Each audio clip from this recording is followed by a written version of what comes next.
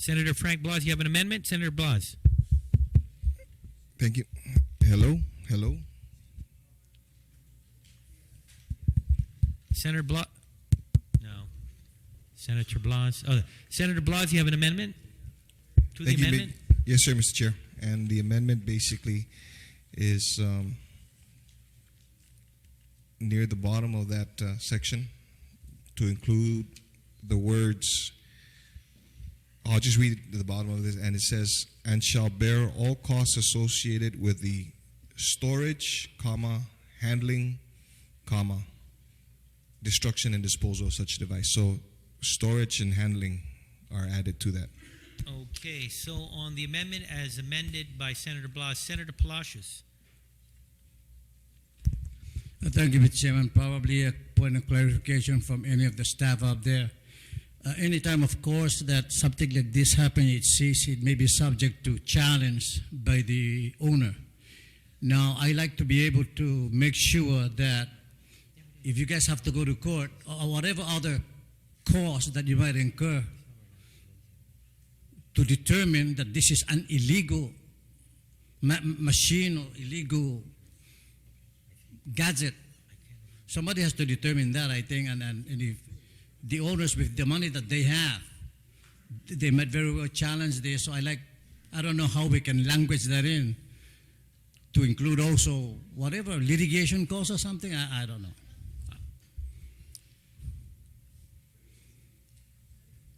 You see, because this one, of course, for the storage, of course, that's fine, storage, destruction, and disposal. But there's going to be some challenge here because these guys are not going to give up early, easy. No, just.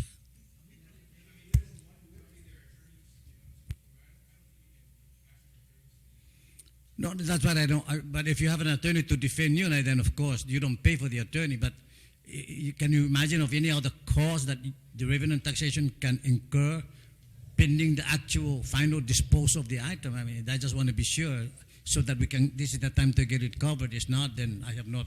Of course, I support the amendment.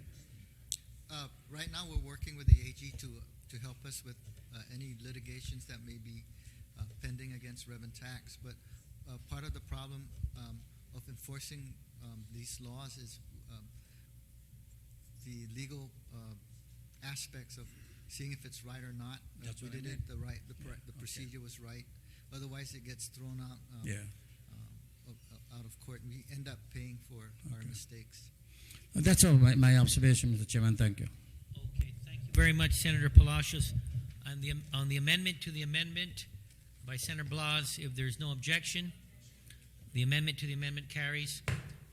On the amendment as amended, on the main amendment of Senator Pangilinan, do you want to close with that, Senator Pangilinan?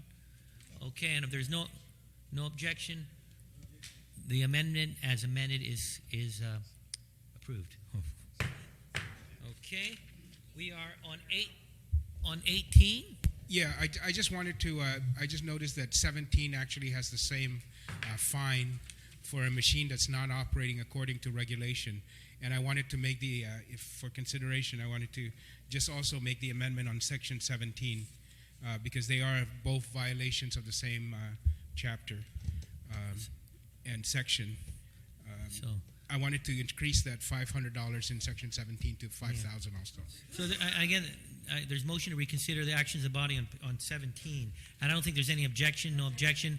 Yeah. Okay, we go back to 17. And the amendment would be just change 500 to 5,000. Okay. You have that, everyone? Okay. If there's no objection to the amendment, okay. Objection. Amendment carries. We're back on. Okay, then we went through 17 and 18. We're now in 19. Nothing on 9. Okay, we have 19, page 11. 19, page 12. Senator Palacios on 19. Clarification on the A part. Of course, this is for the bowling alley, such as the, for example, I think the Century 21. I mean, the down in Timoni. But I understand that, for example, the Leo Palace Resort, the hotel, has a bowling alley, but not, it's part of the entertainment feature of the hotel and not open to the public for in the way that the Century Plaza is open. And I wonder whether this would apply to that kind of bowling alley.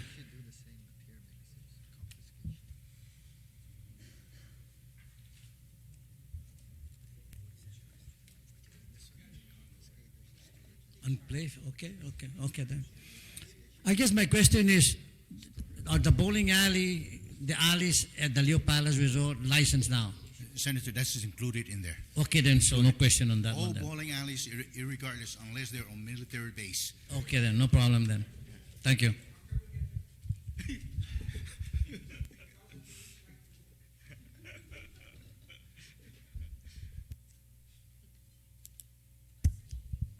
We're in section 19. So Senator Tina Muñoz Barnes, section 19. Just maybe a clarification, maybe Mr. Garrido, if you can answer on sub-item B, on each regulation golf course, $500 for each 9 holes or a fraction thereof? Is that? I know that they're Yes, they regular are golf regular- courses. They are regulation golf course. They are regulated. So what happens to the 18-hole golf courses?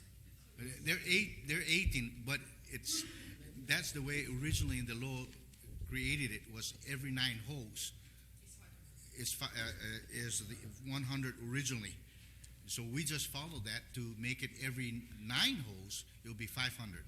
So for a regular 18 18 course, hole, which is you'll- the standard, it's $1,000. It's $1,000. Yes, ma'am. Couldn't it just read that? Because the majority of.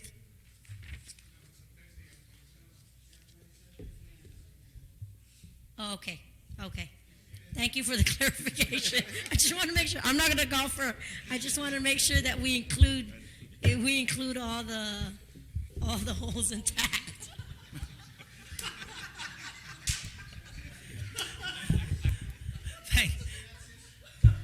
Thank you very much, Tina Rose Muñoz Barnes. The quote of the day.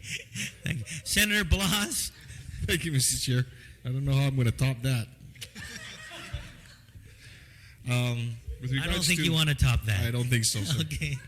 Sis, you're on your own in that. Subsection E. On each dance hall or shooting range gallery. Again, it goes back to making sure that we define this so there's no ambiguity here with regards to dance hall. You know, I just don't want to see this imposition of this type of a fee for, schools that have dances.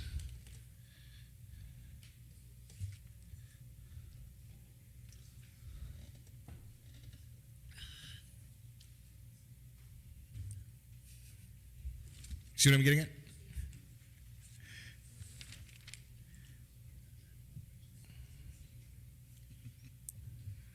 I know it's kind of difficult, isn't it? You're going to have to go and explain to your granddaughter, why it's going to cost them extra more. Mr. Chair, I can see that they're a little perplexed here, and I appreciate them being a little confused here, but I just want to let's get the confusion out of the way now, because I don't want this to be confusing. So Mr. Chair, if we can, and for the sake of expediency, as we move on, and then we can go back to answering this later. I think they have a comment here. We'll delete that. They feel like I mean, you know what I'm getting at? the dance. Yeah. We'll let it stand as the original fee. It's there in the books. They're charging $100, so you either have to delete it. I mean, by law, take it out, repeal it. But it's does there this already. does this relate to, again, if a middle school want to have a dance at their own gymnasium? I think this relates to the olden days when that was the form of entertainment was the barnyard dance and stuff at the dance hall. Yeah, but now it's kind of different. I mean, the Yeah. way it's now. It was discotheques in the '70s, and Yeah, and I agree, and I appreciate what you just said, Art, because we're finding that there's a lot of statutes that are in our books, that even make reference to cashmere goats and Angora sheep, in our own statutes. So, here's a perfect opportunity to be able to clarify that, and so, not to take away, because there may be some legitimate dance halls. They are legitimate. Those are the ones that are within the hotels that are strictly dance halls. Okay. We're not going to. We have no intention of.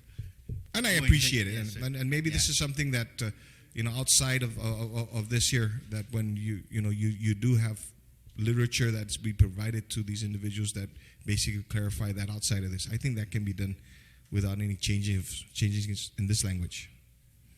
I just need to bring that up. Thank you, Mr. Chair. Thank you very much, Senator Blas. On Section 19, Senator Palacios. Thank you, Mr. Chairman. On the same item E, probably I'll make a motion to just strike out the words dance hall or, so that really there's a need for an adjustment in the shooting gallery fees. And that way, when you strike that out, the dance hall, it will revert to status quo, which is right now $100, and I don't know why, but it's in the books right now as $100. But because it's together with shooting gallery, I mean, I support the adjustment on the shooting gallery, which is presented here in the E.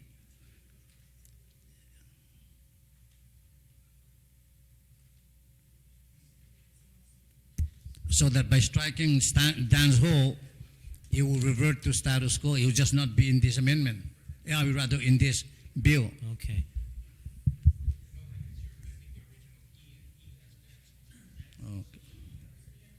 Okay. Okay, so, but definitely I don't, okay.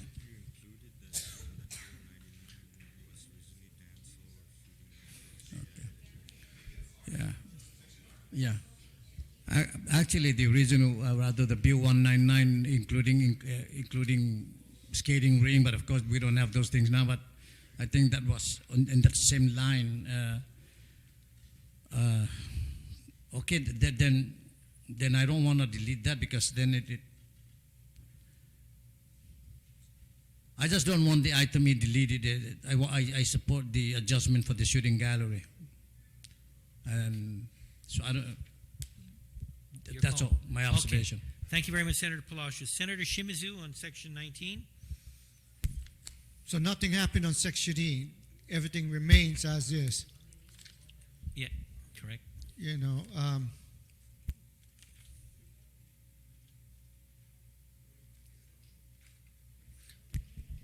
We're in Section 19. Right, but on that part, we're going to try to bifurcate it and take out and make it a standalone. Let the shooting range and gallery be a standalone fee, and take the dance hall and make a new subsection, whatever the last are, and keep that at a $100 Okay. a fee. Okay, so let's. I just want to get this straight. Are you making an amendment? Yes, I'm going to make the amendment, but I'm laying the foundation first, so people will understand Sure. that on what I heard earlier was a thought from the good Senator Palacios about just no objection to the shooting gallery fee of $200. I would make a motion to delete on each dance hall and make that a new Okay. subsection. My recommendation. Why don't we make this first? Let's make two amendments. My Sure. recommendation. You make your first amendment is to delete dance hall and E. That's right. Okay, and then we'll go to this. I understand where you're going to go. So your And amendment make it a now. standalone shooting gallery standalone. Okay, so your first amendment is to delete on E on each dance hall, comma, or. Yes. Okay, that there's been amendment proffered by Senator Shimizu that on E to eliminate on each dance hall, comma, or. Is there any speakers on the amendment to delete? If not, I'm sorry.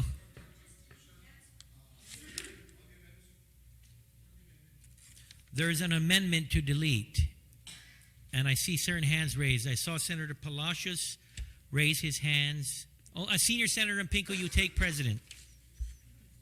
Okay, I think we need to just delete on this. Here is dance hall, comma, or, and just leave the words on each. Oh, I'm sorry, on each. Okay. Right. So just a clarification. Okay, so there you go. Dance hall, Okay. comma. Okay, or. I think that's what Senator Palacios had intended to do. I said Just the keep the wrong way. dance hall at $100, make the shooting gallery at a standalone. Okay. Okay, so that will be my Okay. verbal motion and let We the understand. clerk- So the amendment really will be to delete dance hall, comma, or. Yes. Okay. On the amendment by Senator Shimizu.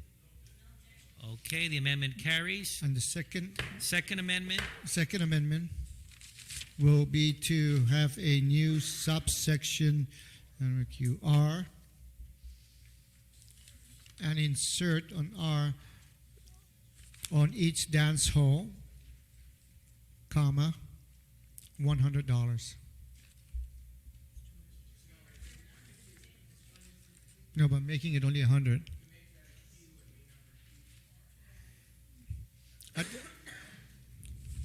a new R.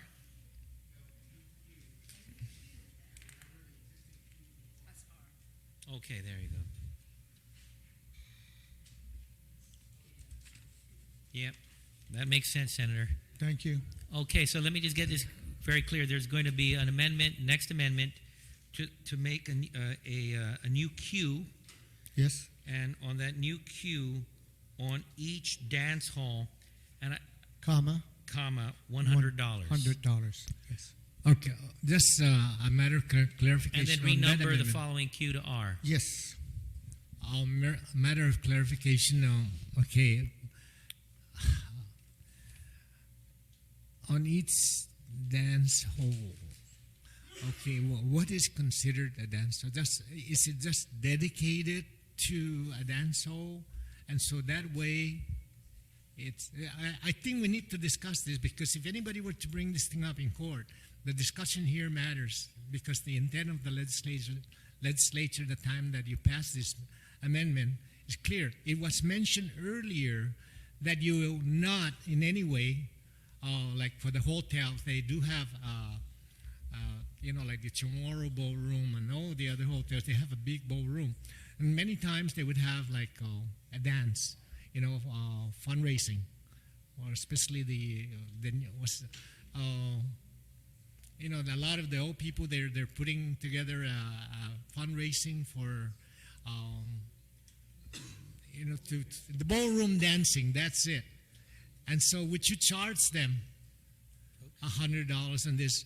I think you need to clarify it, that whether you will or you will not, or if it's just dedicated for that particular activity. We're only looking at those that are established within like hotel. Exclusively. Right. For any other that is surfacing for, let's say, for fundraising, we don't include that. That's not what we meant.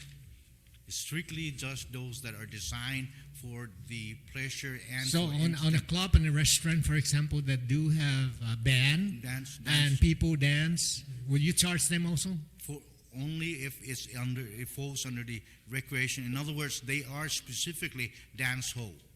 It's a club, right? And so they do have a band. They hire a band, and Yes, so sir. they'll be charged additional $100 to allow people to dance in there. Yes, sir. Recreational. See, that needs to be clarified, because Yeah. it is an establishment. They have already paid the fee to sell, the beverages, the hard liquor and soft drinks, and there is a charge for them to have a license for that. And very well, they many of these restaurants or clubs, do hire bands, for not just singing but for dancing as well, for the listening and the dancing pleasure of their customers. I understand that, Senator. If the recreational facility registers as a recreational facility, if the licensee in turn decides that they want alcohol within that establishment and the ABC board recognizes that, then the carding of identification, that establishment would no longer be able to include minors in there. However, there is one provision within the Alcoholic Beverage Control law that entertainment for the purpose of teen night, etc., that alcohol, that the licensee can have that by removing all the signs and features of an alcohol establishment. So those are registered within our department also as dance hall. So for example, they have a place here, Roxbury. They have, there's an establishment here called Roxbury, and they usually have fundraising, and they do have a band, and they do have dancing there. So that means that they'll be charged for, a bar fee, like license to have a bar, and to sell, for being a restaurant as well as a club. So, and on top of that, you'll be charging them for the dancing hall.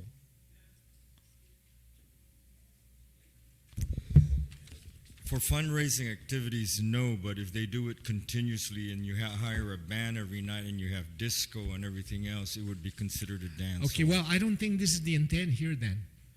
The intent is to just, they usually, in the good old days, they have a dancing hall just exclusively for dancing. Well, So, if that's your intent, then I really don't agree with that. All right, so you're objecting to the Shimazu amendment? Well, anyway, okay, thank you. Is that it, Senators? Thank you, Senior Senator. I saw Senator Palacios on the Shimazu amendment. Thank you, Mr. Chairman. Again, regarding the dance hall, and I just want to ask just a question directly. Do you now charge extra for Roxbury, Mangi Lounge, just because they allow dancing on weekends? No, sir. So that, I guess that's what I want to clarify, that because there's dancing activity there on weekend, and this is already a licensed club with alcohol, off-sale, on-sale, beer and there, everything. Now, the dancing part there, that's not a dance hall subject to this fee. No, sir. Okay, so I just want to clarify that. But you're not charging right now, Roxbury and those other places.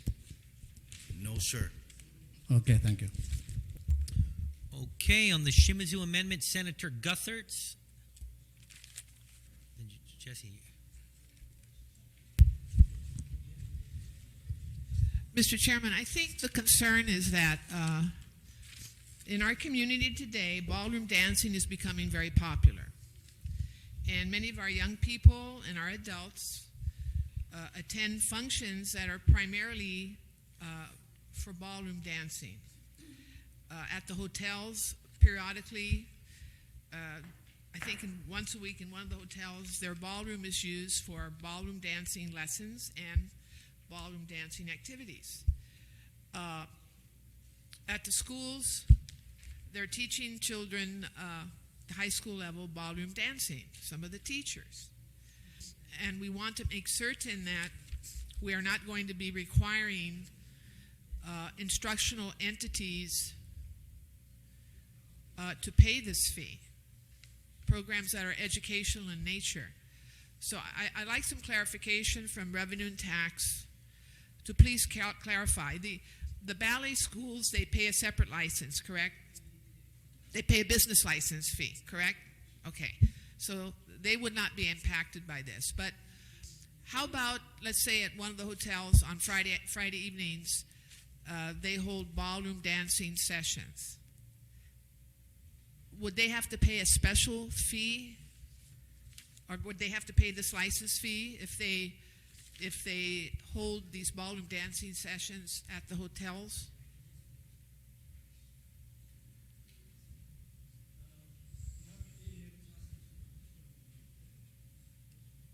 If the activity will be done on a regular basis, then it's our intent to charge this. If it is being done on occasions like Valentine or some sort of fiesta or whatever kind of celebration. But if it is such that every Friday or Saturday or Sunday there's that place where there's some dancing or competition or instruction going on, then it's our intent to charge. Okay, now, let me use a different example. How about, look, I have to get this clarified, Mr. Chairman, because otherwise I can't vote on the amendment. Actually, just to let you know, we want to cut to the chase. I Sure. have Senator Shimizu making all these motions to me. I think it's an intent to withdraw this amendment. Okay. So, I do note that Senator Guthertz, after Senator Guthertz is Senator Lujan, who's also raised his hand. I just want to advise the body that Senator Shimizu is making motions to withdraw his amendment. Okay, all right, because that's fine, because I don't want to penalize educational dancing programs. Thank you. Okay, thank you. Senator Lujan, now that I've advised you, would you still care to speak on the amendment? On the amendment? Okay, so there's no other. Senator Shimizu, Senator Pangolin, do you care to speak on the Shimizu amendment? So I do know he's going to make a motion to The withdraw it. withdrawal of the amendment would mean then that they would be subject to a $250 license. Is that the effect of his withdrawal? No, the withdrawal of the amendment would mean we would not have, there would be no charge for dance halls, because with the dance hall language gone, it would be a new queue Right, okay. on every on each dance hall, comma, $100. So if he deletes the if he withdraws, there is no more. Well, then just a point of information from Reverend Tax. According to your revenue projections, you have 6 licensed facilities now as dance halls. Senator, let me clarify that. That is like the Globe. They have specific dancing there. Yeah, the disco. Those are what we identify as dance halls. They're discos. Yes, sir. Discos. So Club Posh, yes, sir. the Globe, Yes, sir. there's 6 of them. So we would not issue licenses to these entities now if that is withdrawn. I just don't know why we want to do that.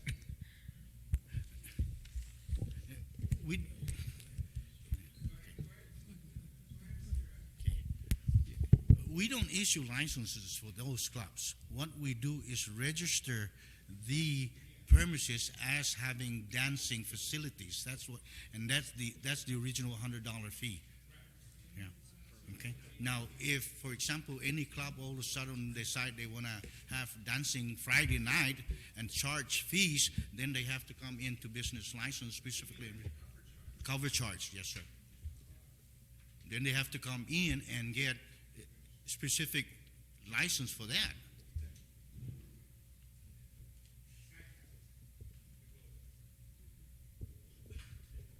So in effect, the withdrawal of this amendment, if ratified, so the effect of the withdrawal of this amendment, if ratified by the body, these 6 entities you'll be losing revenue from these 6 entities. Just information to the body. So we had Senator Lujan after Senator Guthertz, but then of course there was a motion made by Senator Shimizu.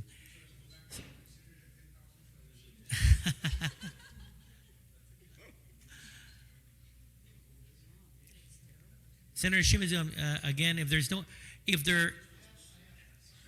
actually, we're now dealing with Senator Shimizu's amendment. he did make a motion, but a very good point of information and as a result of the clarification did occur. So I'm looking again towards the amendment as proffered by Senator Shimizu. If there's no other speakers on it, I will go back to the original mover of the amendment. So are there any other speakers on the amendment by Senator Shimizu? If there are not, then Senator Shimizu, you are allowed I can to speak, the last speaker, on my amendment, and things evolve, because what I was listening earlier from everybody, including representatives from Revenue and Tax, is the issue that of charging $100 and defining what a dance hall is. And I had the impression that there really wasn't anything that in terms of charging a fee. But I gathered from Senator Pangilinan that there are fees being levied right now for 6 establishments. And one of them you mentioned is the Globe. What are the other 5 establishments that where the current fee of $100 is being levied by Revenue and Tax?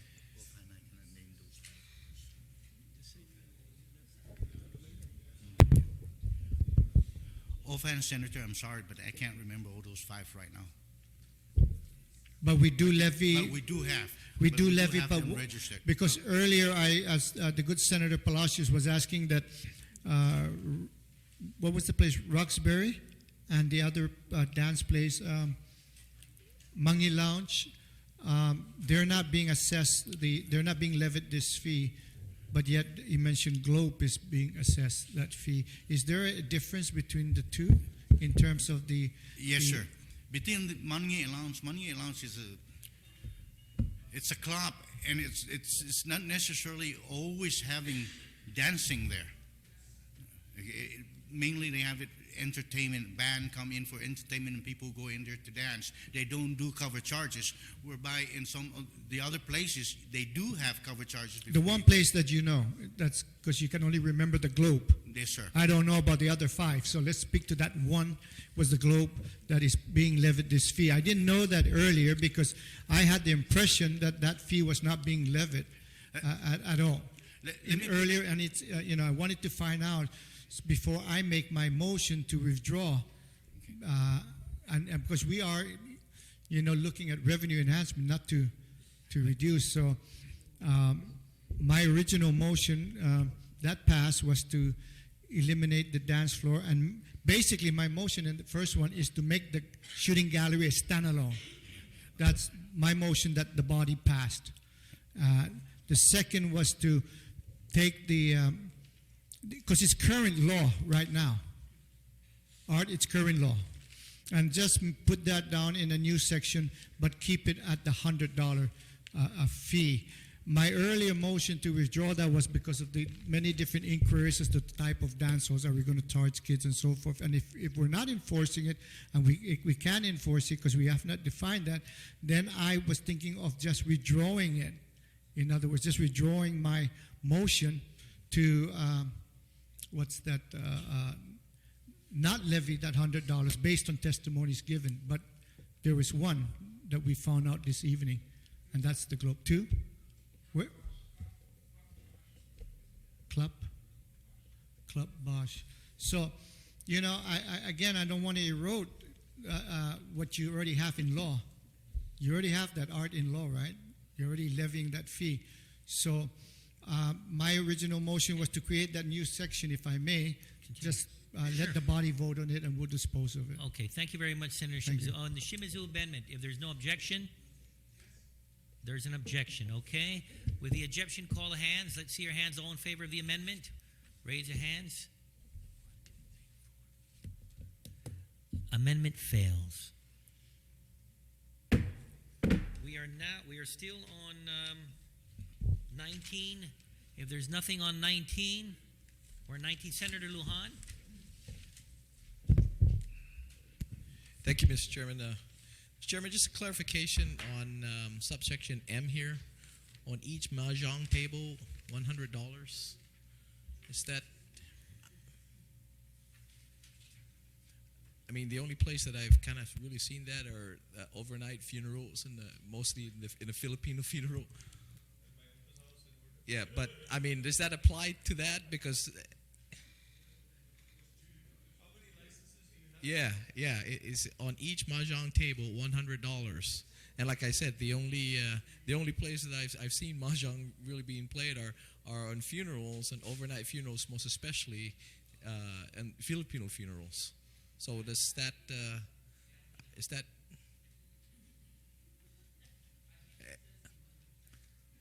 Manuk?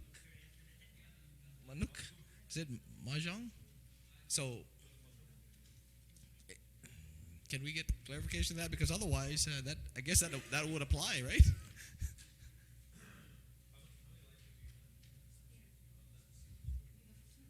Two? Oh, stand. There's two. I guess it's all for fun too, huh?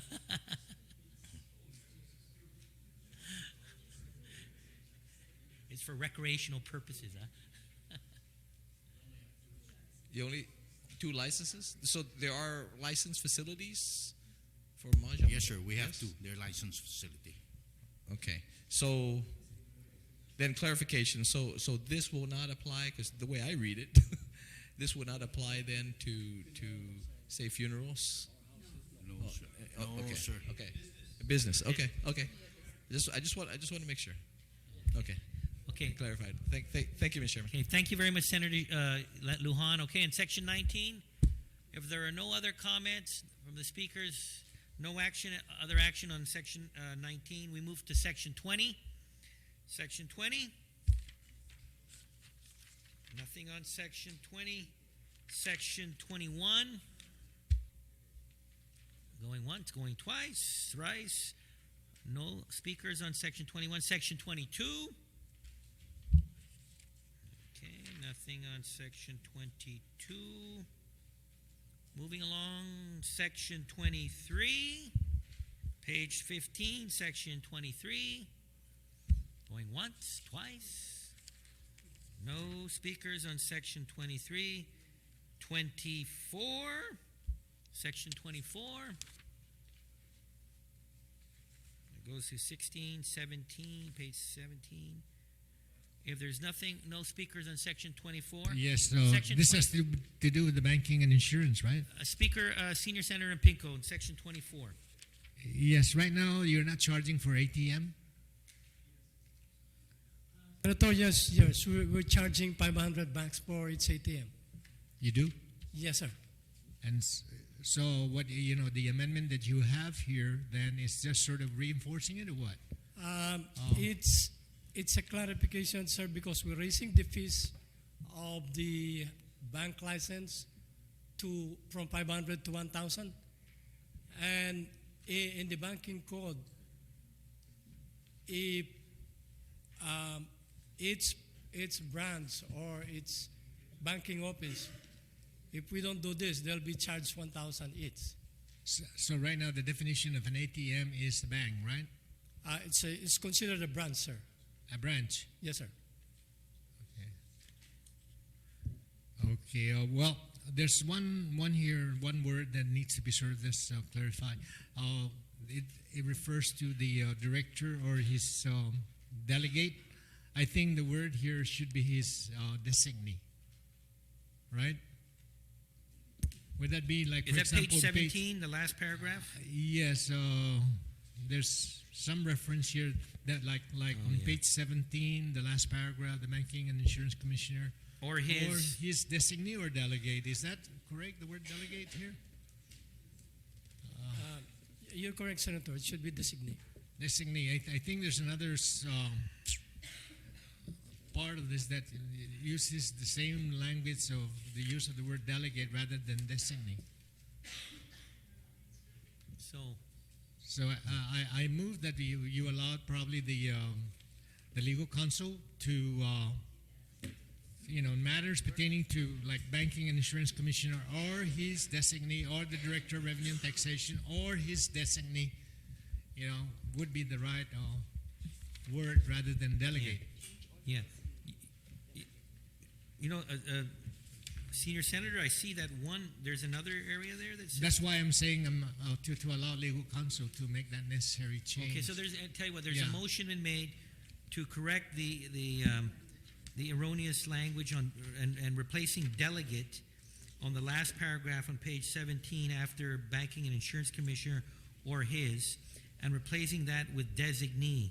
Yeah, and there are other section of this bill, too, Mr. Chairman, that make reference to or like the director of revenue and taxation or his delegate. Okay. And I think I would just make a general motion without objection of the body to allow the legal counsel to make that correction. Okay, there's been a motion to allow for legal counsel to make technical corrections that in all areas, and there are several areas in this particular bill that have the language or his delegate, to have it replaced with designee.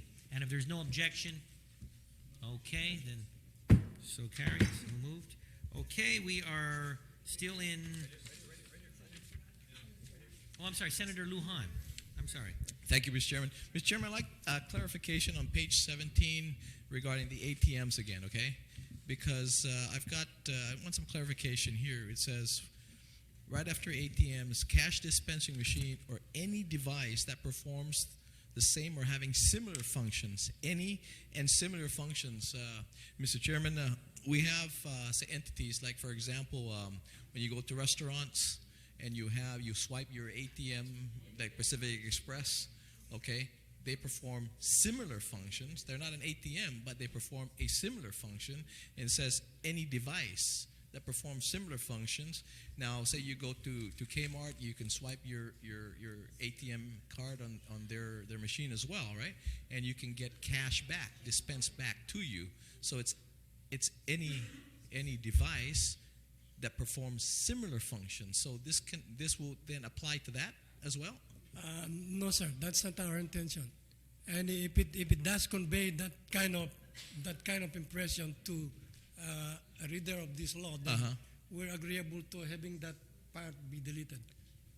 Deleted. Okay, so basically, what you're applying this to is strictly ATM machines. Strictly ATM, okay, sir. so not devices. I just want to get that on record and recorded that the intention is just the ATM machines, not those machines that you swipe, say in restaurants, or machines, say at Kmart, would you swipe your ATM card as well, and you can get cash back, right? Yes, so sir. that's not the You're intention. correct. It doesn't. It is not intended to apply for those machines where you swipe it and in turn you can get a cash back. Cash back, or that you Or can pay pay for your transaction, right? Yes, sir. Or So it's pay not for your intended for transaction. that, It right? doesn't apply to Okay, that. so can we allow maybe legal counsel to make that correction so that there are no ambiguity in that, or motion to motion? Yeah, motion. Okay, there's an amendment offered by Senator Lujan. Where are we? What line? This is there's no line Okay. number on this thing. The same or, Every or having So- similar or cash dispensing machine or any device? cash dispensing machine, period. I guess, right? Yeah. Period. Sir, Yes. sir, I would like to retain that part, not contiguous to a main branch facility. Oh, okay. Because you have offsite. Because there might be somewhere in the same building, but it's not exactly within the premise of the branch or the bank. Sure. We'd Okay, like so to charge that 500 okay, so also. we're going to go. We have ATM dispensing machine, and then you're going to go from. Will strike or any device that performs the same or having similar functions. Similar functions. We'll strike that out. Okay. Okay, and then we're going to go again. A new sentence, not contiguous, right? Yes, sir. We go from there. We okay. go from there. Okay, so Can you read your amendment, Senator? Okay. Just read it verbally. Okay, so Mr. Chairman, the amendment will be basically to delete, and again, this we have no numbers on this this page here, but where it's underlined, every customer bank communication terminal, CBCT, an automated teller machine, cash dispensing machine, and then delete or any device that performs the same or having similar functions. Okay, that is deleted. Okay. Then we continue with not contiguous, right?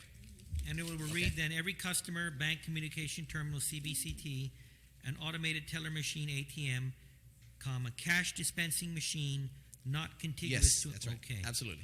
Okay. Okay. On the amendment as offered by Senator Lujan, is everyone understanding of that? Is there any objection? The amendment carries. Thank you, Mr. Chairman. Okay, we are still on Section 24. Is there any other speakers? If not, we move along into Section 25. Okay, Section 25, other lending institutions. Okay, going once, twice. Okay. We've dispensed with Section 25. Section 26. Okay, Section 26. Going once, twice, thrice. Okay, we've dispensed with Section 26. Section 27, retail licenses. Okay, going once, twice. We are finished. No speakers in Section 27. Section 28. Okay, no speakers on Section... Can you just explain what this Section is? 28, Speaker Yes. Pico? Uh-huh. Can you speak on Section 28? That's Vending my machine saying. fees? Lease of property in consideration through coins. That would be comparable to newspaper machines. The newspaper things outside. So, okay, you're charging them $5 now? We're charging them $5 right now, yes. Okay. Senator Palacios, we are on Section 28. How about the cigarette machines? That's a separate type of vending machine. Okay, That's okay. under the tobacco. Likewise for soda machines, candy Soda machines. correct. Those are separate. That's not the machine we're talking about here. No, sir. Okay, thank you. Senator Tenorio. Thank you, Mr. Chair. The only reason I wanted to speak on this is they struck currency or by similarly operated, and operated was kept in. But, you know, with the advent and the constant evolution of technology, I can envision vending machines be operated by, like they are in Japan, by a cell phone or by a credit card or other means by which currency is exchanged. And we have to keep, you know, some a semblance to what is happening in the rest of the technological world. In certain places, you can drive your vehicle through a checkpoint without stopping, and actually the exchange occurs automatically. So I'm not sure why they struck currency and instead put in token or monetarily operated.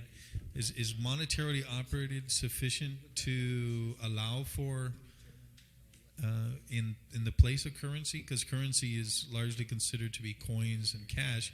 Monetarily operated, is that technically sufficient to allow for a credit card or other mechanisms by which consideration is made? I'm asking a technical question because basically the question, Mr. Chair, is whether or not this will allow for other technologies. Are we going to limit this only to token, coin,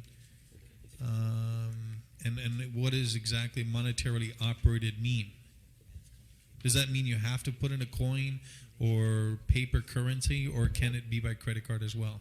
Again, this particular section, it was geared primarily for the newspaper vending machines, not the other type which can, and why they crossed that out, I have no idea.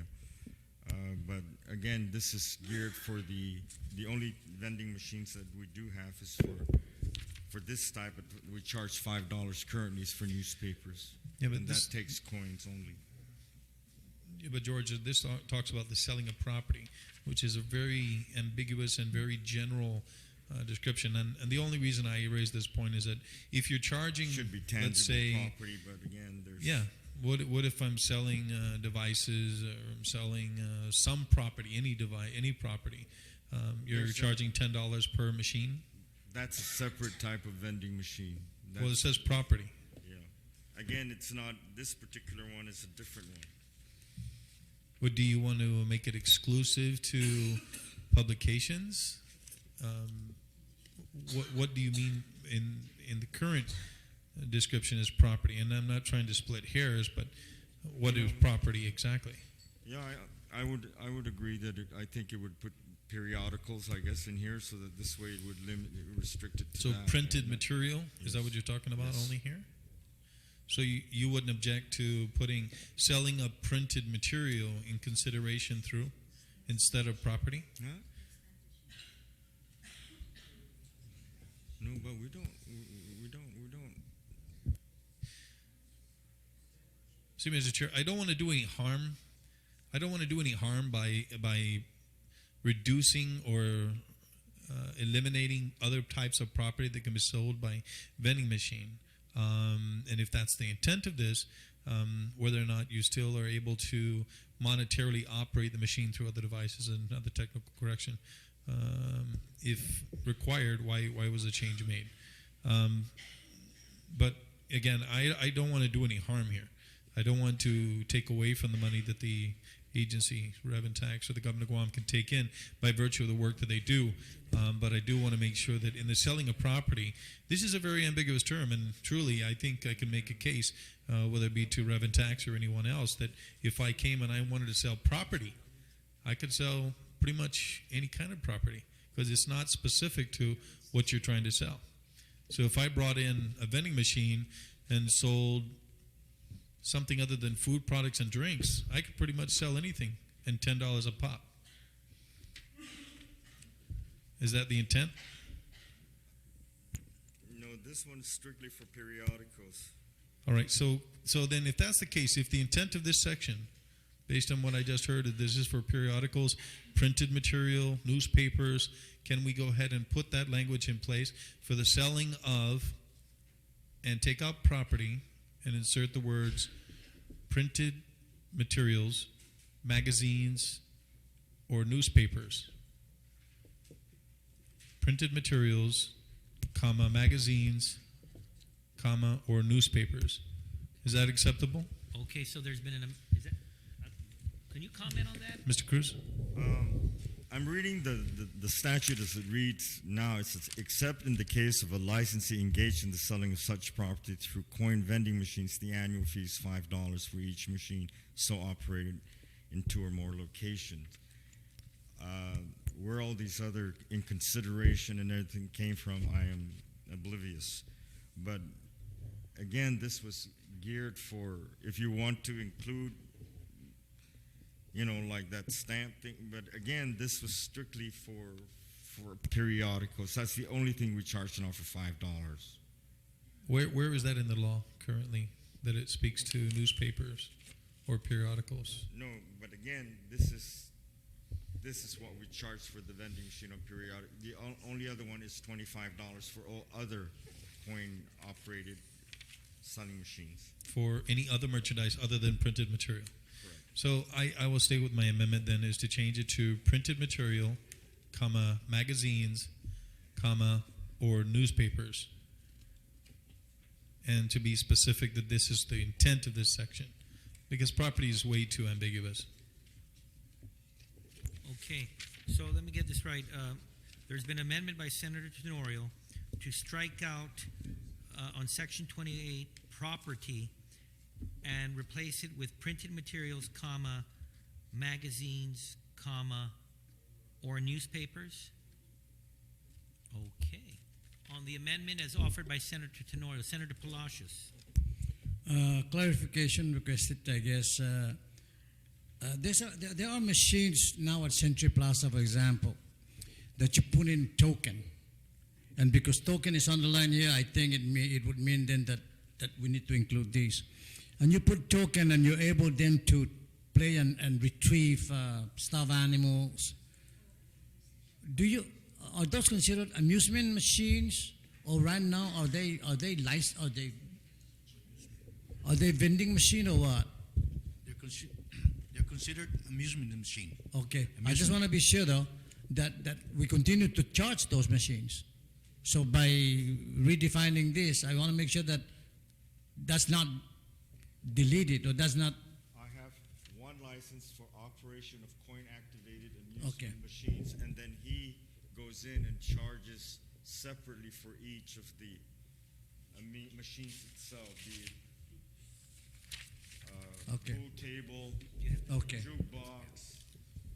That's all. That's clear then. I have no objection, of course. I support the amendment. Thank you. Okay, thank you very much, Senator Palacios. Again, on the Tenorio amendment, if there's no objection. On the Tenorio amendment? Senator Shimizu on the Tenorio amendment.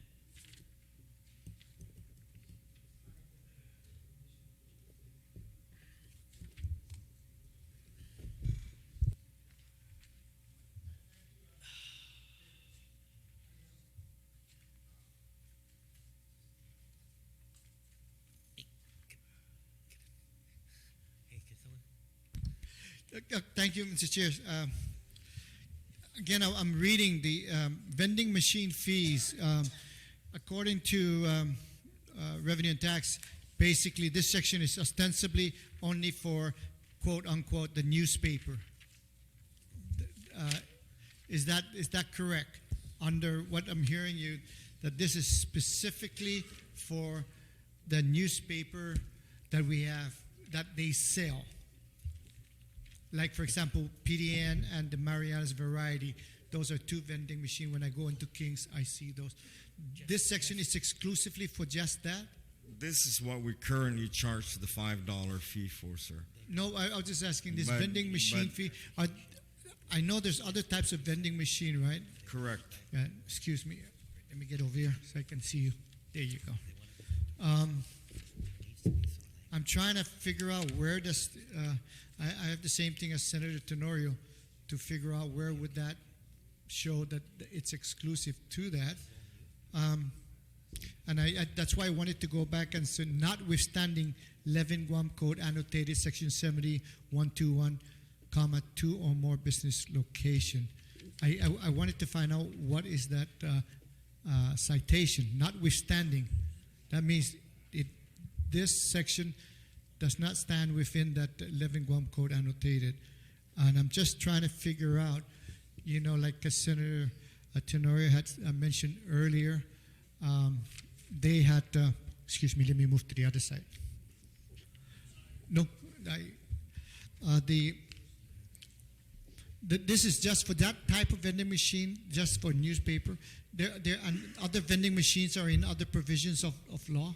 For example, if I wanted to, when I saw a vending machine that has, for example, for the We issue you a service license for that vending machine to sell that any commodity that's in there. So this section then is just for the newspaper. Yes, sir. That's all it is, and I'm trying to figure out where would it'd be clear in my mind where it would be. The vending machine. No, I can see where you're coming from because actually because the I'm language. trying to figure out where. And I've been in this business for quite a while too, so I'm trying to see how that. Why was it broken out? Why was it unbundled? Vending machine is vending machine.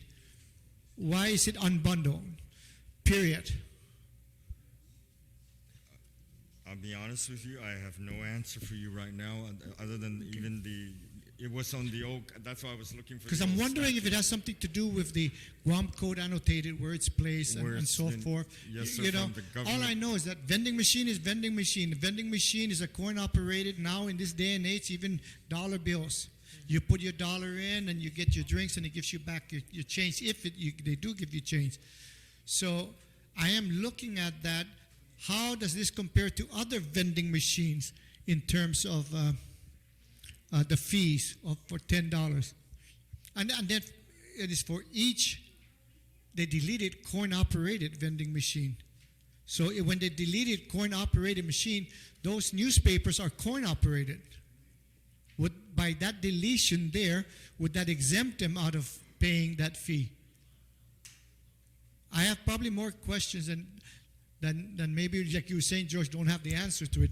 But if you delete it, as proposed by revenue tax, for each, they struck out coin operated for each vending machine, so operated. Now, why is it? Because now they can do by dollar bills? Is that maybe?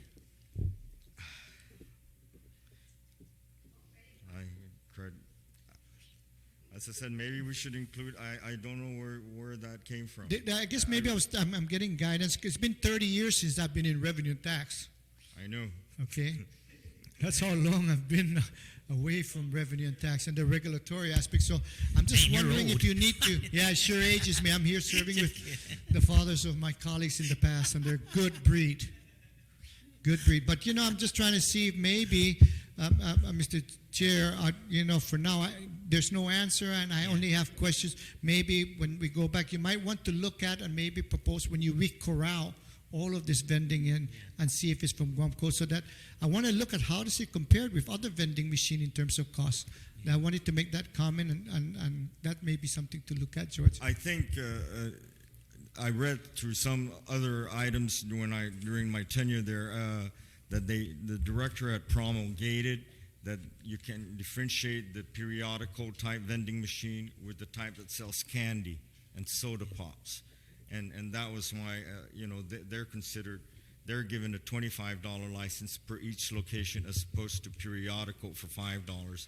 But it doesn't spell it out in the statute, so I think it was by directive. Yeah, that came about. but this is by statute here because Yes. it's codified 72-109. So it's not by regulation, it's by codification. So you may need to look at that Yes. and corral all your vending, and then you can be able to see why is vending machines for newspapers separate and apart from all other. Thank you, Mr. Chair. Okay, thank you very much, Senator Shimizu. On the Tenorio Amendment, Senator Palacios. Senator Palacios, on the Tenorio Amendment? Oh, okay. On the Tenorio Amendment, Senator, yes, George. Which was brought to my attention that I think that during that promulgation, the vending machines are not, the paper machines are not electrical. They're not plugged. In other words, so the coin operated is for periodicals and things, and they are not operated by, you're not plugging it in. And that's why there's a difference between when you plug it in, it becomes, you can use coin operated and I just That's. enlightened by our speaker. Thank you very much, Mr. Speaker, for this revelation. On the Tenorio Amendment, there's no objection. Okay. Amendment carries. Just real quick, just to be consistent, can we make one more final minor amendment here? Just put in front of the title. It'll be 72-109 period printed vending machine fee. That's it. Because it's clear to us now what the intent is, and we made it clear. So let's call it what it is: printed vending machine fee. Printed, adding on printed before vending machine fees. Okay, no objection. They're just adding printed to the 72-109 printed vending machine fees. You want to speak on that amendment? This is on the amendments sent by Senator Tenorio. Okay, would you care to? Are you asking the author of the amendment to yield? No, these guys up here. Okay, Senator Wampat on the Tenorio amendment. Thank you, Mr. Chairman. And I mean, I understand the reason for doing that to just make it more consistent. My concern is when I look at the subsection 72-109, and I'm looking at Title 11 on Finance and Taxation, Chapter 72, where this actually falls in, and that's why I'm kind of concerned whether these vending type of machines were specifically, I guess, when they say for these printed materials. However, they're all tied in when I'm looking at the code. 109 and then 108 with the retail license, and they're talking about tangible property, where this one's talking about as well as selling of property. And I know that property itself was defined now with the printed material here, right? Am I correct that that's what it was? We've changed. Now it is You're not right. property. It's printed material, magazines, Okay. or newspapers. However, if you look at subsection 72-108, it actually talks about an individual engaging in any type of the business of selling tangible property. And of course now I'm just beginning to wonder again, the same thing is the definition again of what exactly are they referring to. It's just like, remember we had that whole discussion that we thought it was going to be regular types Sure. of gross sales versus, and we found out it was tobacco. Yeah. And so that's why I'm really concerned. I just want to make sure that we're not doing something else here that might be contrary to really what is how it is defined Title 11 and Chapter 72, and I just opened it up, and so I'm really sorry I don't, have it. I just want to make sure when I want to ask these guys up here, people from Rev and Tax, although I have no objection to the printed, but I just really want to make sure that truly that this type of machine, when we're talking about the selling of a tangible property, that it's not in the area of anything that's wholesale or retail. Correct. They are performing a service by putting that machine. Yes, it's like you have a restaurant. Okay, you have a retail license for sale of prepared food, but then you also took out a license as a catering service. That's a separate license fee. When I cater to your party, I charge you a service fee. I don't really charge you. Here I'm selling you red rice. I'm selling you vegetables. I'm selling you. You're performing a service by accommodating that vending machine by putting it there. The same thing as you would when you have a restaurant. You have a set price to sell prepared food, as opposed to catering at your house to prepare for a wedding. That's two different licenses. So that's why we charge a vending machine that sells candy bars and everything as a service license, which is $25. By making this change now, which makes it very specific to printed, will not in any way remove any other type of vending machines that this could possibly cover that we're not aware of. No, ma'am. Okay, thank you. It's,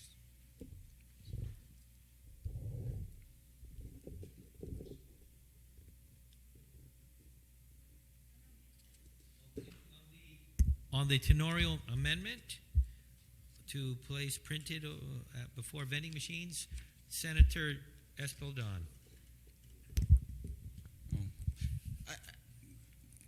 The amendment is to read printed vending machine fees. Is that how you're saying it? The title is going to be changed to printed vending, as opposed to a vending machine for printed materials? I mean, again, Yeah. technically, That's just the amendment placed by Senator Tenorio. it just seems that it's just plain English. I mean, common language. I think we could all understand it. That way there's no misinterpretation. If you say printed vending machine, I mean, I'm sorry.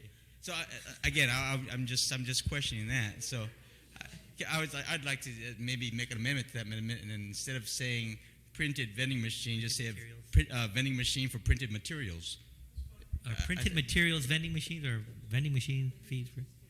Okay, what was your amendment to the amendment? By the way, after this amendment, we're going to take a dinner break. I can just about tell that we need a dinner break here. Yeah, no. So on the amendment, you have an amendment to the amendment. I just want to amend it instead of it reading printed vending machines. In other words, if you say printed vending machines, the machine that basically describes that the machine is printed. Yeah. Whereas if we use simple English, it would be a vending machine for printed materials. That way there's no ambiguity about it. Okay, so right?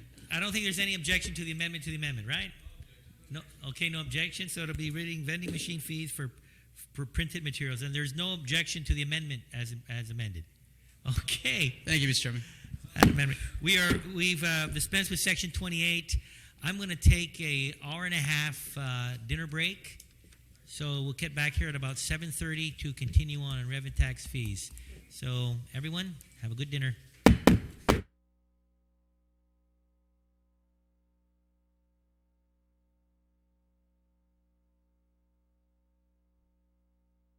Of it, we did, right? Okay. Section 28. Section 29, manufacturer's license. Going once, right? Dispense with Section 29.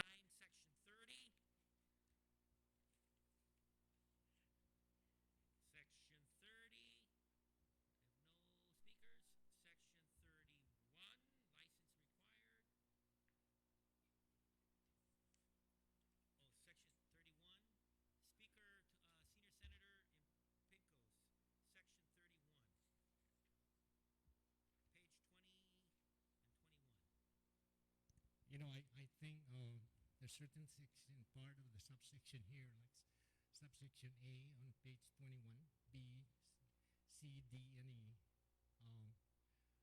I think the amount here rather is all new, right? And it's never been done, but I think the request here for rental unit is they already are required to get a license, right? The law says that whenever you rent.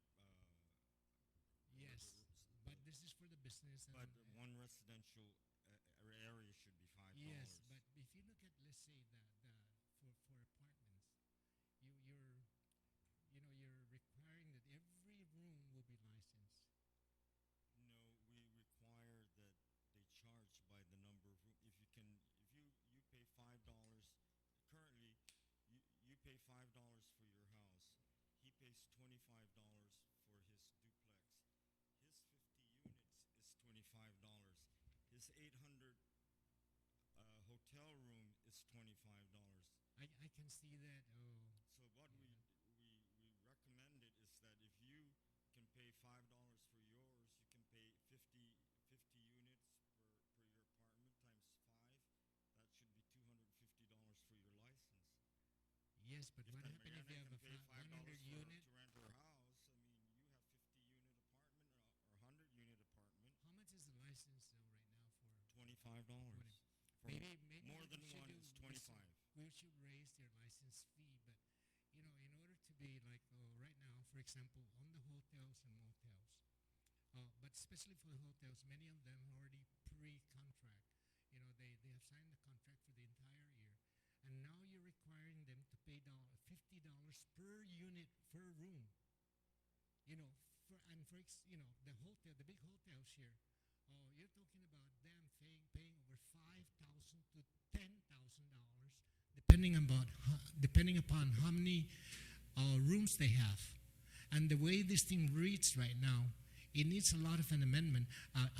And I agree with you. I think that it should be on a sliding scale, but not for us to actually tax them per room. And then you also in this section, Mr. I would. No, sir, I agree with you. I didn't notice that that's $50. Exactly. But it was supposed to be on the same level as what. Okay, I understand that. Then the Yes. other part here, if you look at it, you're requiring that on office spaces like a big building, you're going to be taxing them on a per unit basis, or not taxing them. You're paying license for every office space in there. So if they have 100 office space, right, office spaces, then they have to pay $50 per office spaces. I think it's really rather unreasonable in terms of doing. Most rents is nothing less than $7,000 or $3,000 a month. Yes.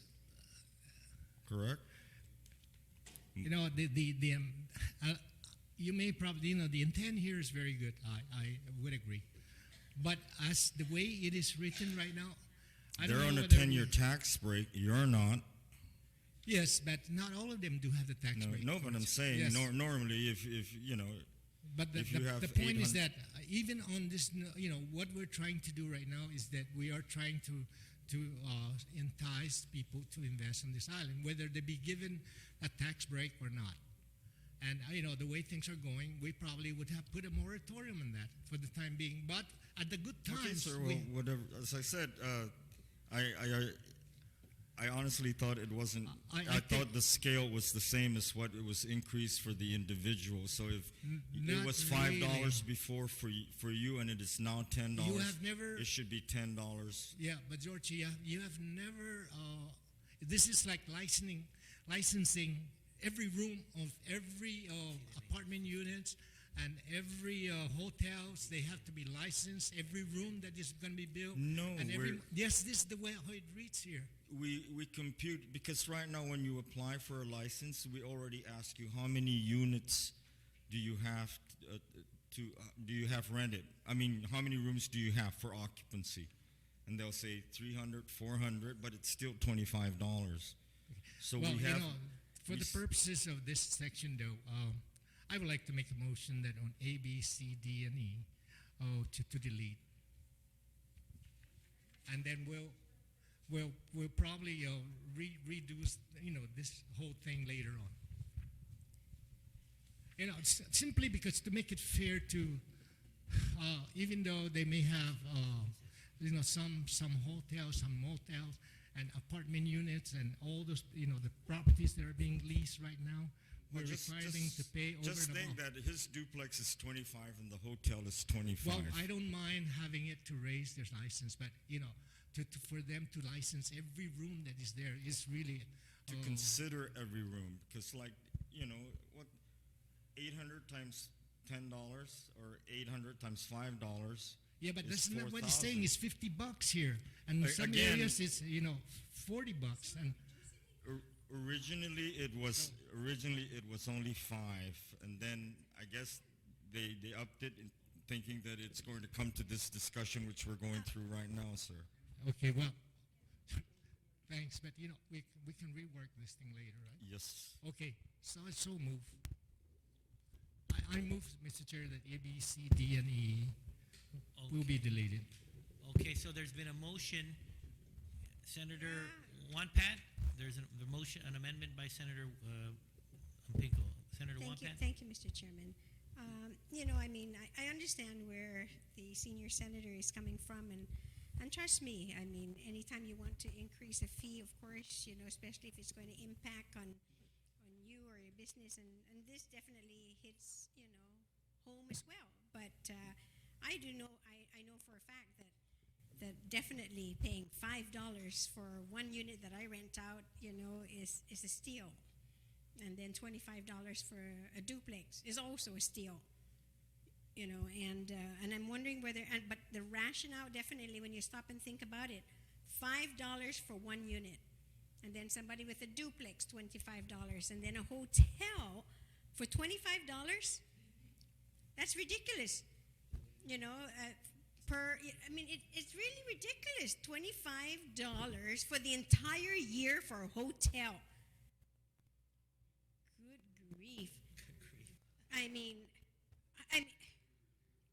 If we repealed it, you're right, that's exactly what it's going to be.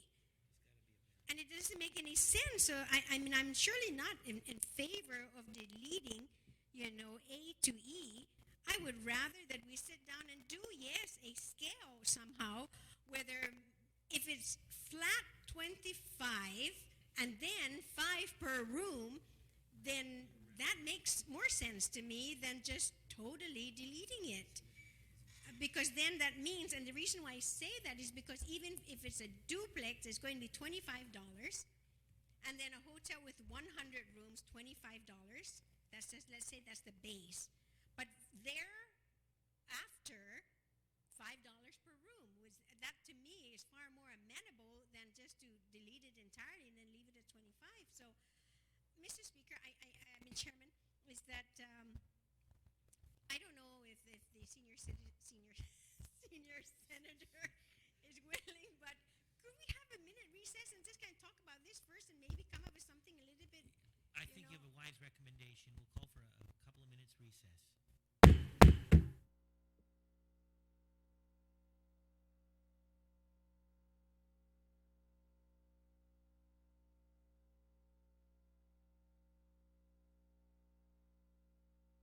So you recognize? Okay, I like to withdrew my amendment on page 21. Okay, so no objection? Okay. Okay, and on item C and D, change the amount from $50 to $5, and D from $50 to $5. Okay, so C and D to 5. With that amendment, no objection? Objection carries. Okay, thank you, Senator Pico. Senator Palacios. Motion carries. Yeah, motion carries. Thank you, Mr. Chairman. Mr. Chairman, I'd like to offer an amendment to item B on the same section. And that is to just change the amount where it says $10 per rental unit I have here, of course, and it's passed out. It shall be $25 or at $5 per unit, whichever is greater. Okay, so this is to delete the language in B and to replace it with the language as proposed, right? Okay, on the Palacios amendment. Okay, no objection. Amendment carries. Thank you. Thank you, Chair. Okay, we are. Okay, that's it for 31. Okay, doke. So we're through with section 31. We move on forward to section 32.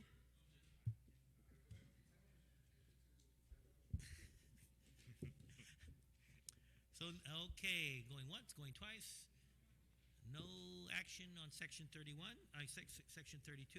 Okay, section 32. Section 33.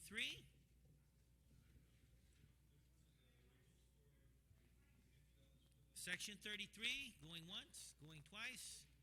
Of no speakers on section 33. Section 33, okay. We move on. Section 34. Section 34. Okay, move along. Section 34. 35. No objection to section 35. Then we go to page 23. Okay. Move along to section 36. Okay. Section 36. Bulk. Oh, I'm sorry. Section 36. Not bulk. No. That's fees. Section 36 is fees.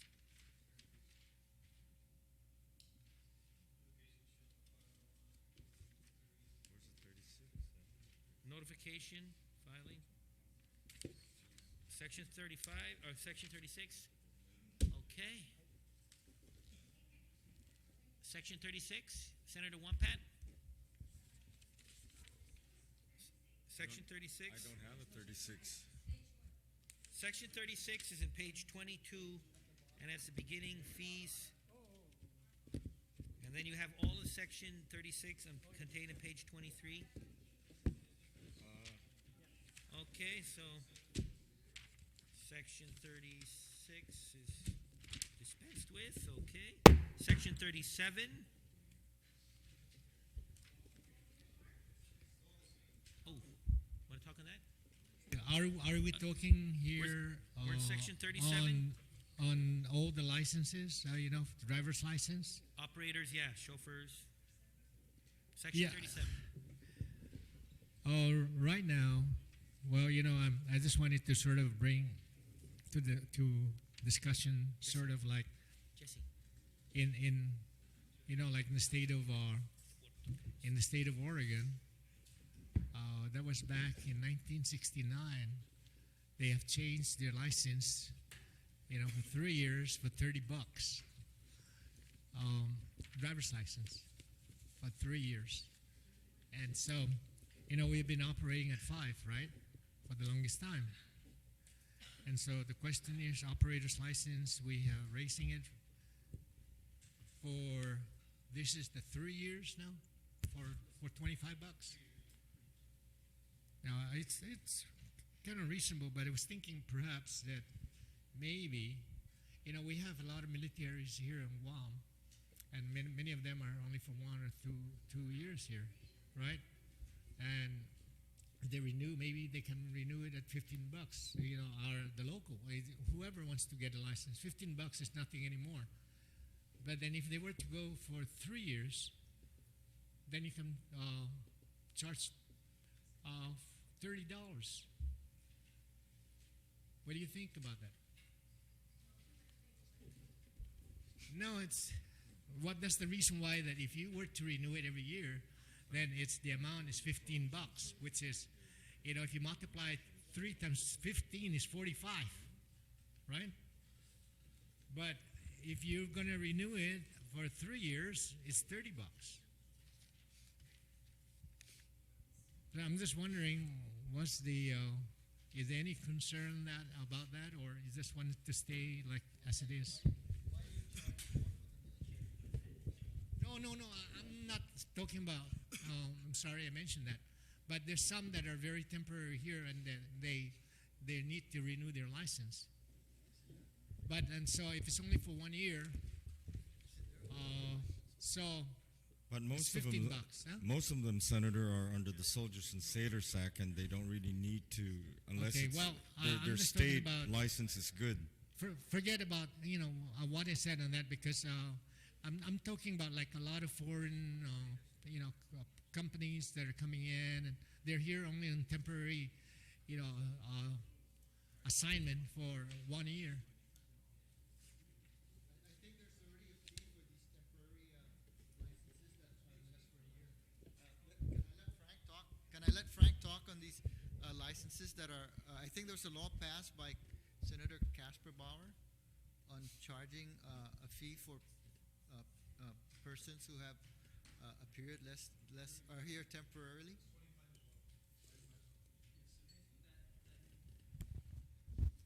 That law the director is speaking of was passed in the last legislature, and it allows for individuals who are holding a valid license from out of Guam to register with the department for $25 for the license they're holding to be valid for 1 year.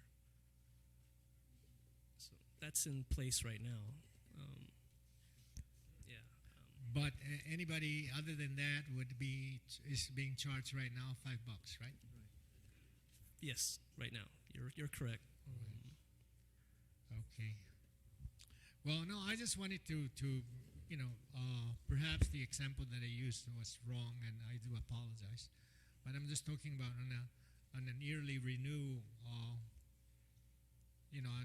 At least it would pay for more than the administrative costs, and then on all other states right now, it's quite a lot more. So I guess that's all I have to say about this section. Thanks. Senator Calvo? Yeah, thank you very much, Mr. Chair. Mr. Chair, I got an interesting call, in fact, from a constituent this afternoon. I don't know whether any of my other colleagues was paid a visit by this gentleman, but again, he was looking at it from a certain perspective that sounds actually, there was a lot of merit to it, and he made mention that in some of the other states, you have driver's licenses that are for 5-year periods, and I think for a particular state it was at $45 for 5 years, and the commentary the gentleman made was, right now we have it at $5 for 3 years. Now, the proposal is to bring it up to $25 for 3 years. But some of the comments that were made, and even the cost recovery, you mentioned earlier that you're looking at about a 50 to 54% cost recovery in many of these fees that are being assessed. And obviously with driver's licenses, that's probably the question. I'm going to ask you that question after I finish my comments. That the processing of a driver's license and the amount of work that it entails is that sometimes the more work, the more cost, and you're really never recovering the full amount of the investment made in personnel and other costs involved with the license. And again, that's where the recommendation from this gentleman was, maybe if you're going to raise it from 5 to 25, you may kill 2 birds with one stone. Number one, this gentleman will feel that there will be, even though there's this substantial increase, there is some benefit because it goes from a 3-year to a 5-year term. And then there's another benefit to the Department of Revenue and Tax, is that you don't have to have that turnover. There is an extension of the term of the license from 3 years to 5 years. So actually, you're getting a better return on the service, and your workload, your service load actually is reduced.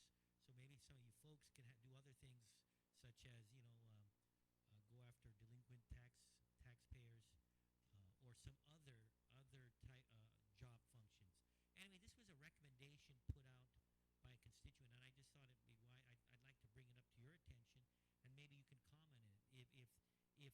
extension from 3 to 5 years at the $25, would there be some benefit at least in your the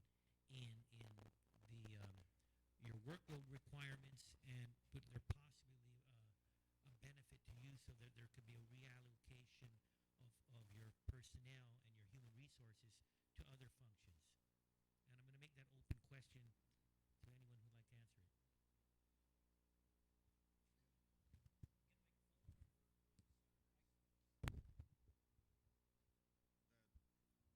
That if it's 25 and somebody elects to make it 4 or 5, they pay an additional fee. They'll rather pay for that additional fee of $5 or $10 more a year. Because I had this gentleman when I was director that he wanted, he says, can I just pay so that this way, I don't have to be coming back and all this I don't mind paying extra for an extra year. So it falls in with the same recommendation that gentleman is doing, that if I wanted to go to 4 years, the 25 right now, like the cards and the camera alone is $500,000. Luckily, the Department of Interior paid for half of that. But all the other expenses that come along with it, the receipts, the rents, the terminals, and so that would be another aspect in the same line. But again, if they elect to, there's other recommendations to. They don't mind paying extra $10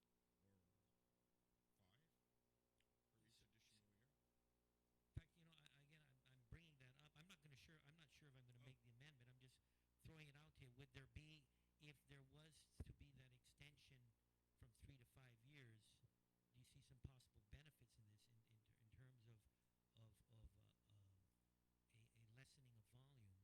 And with that lessening of volume, that then maybe there's some other workload or outputs that could be produced by your human resources, or by your personnel. It probably will reduce workload, but you're also looking at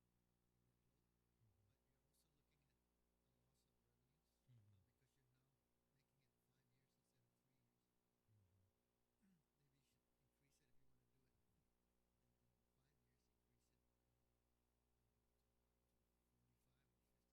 if you want to do it in 5 years. Increase it to $45 or $50 a year. Right. See, the problem is even our system is getting old. Yeah. There's that real ID card that the federal government is going to impose on all the driver's license, I believe. There's no funding for that to happen here in Guam. I don't know if they're going to give some grants for the governments the state governments to accomplish that goal, but right now there's nothing. They're just trying to implement this act without any funding. We don't even know what that entails. They haven't even told us what the procedures are.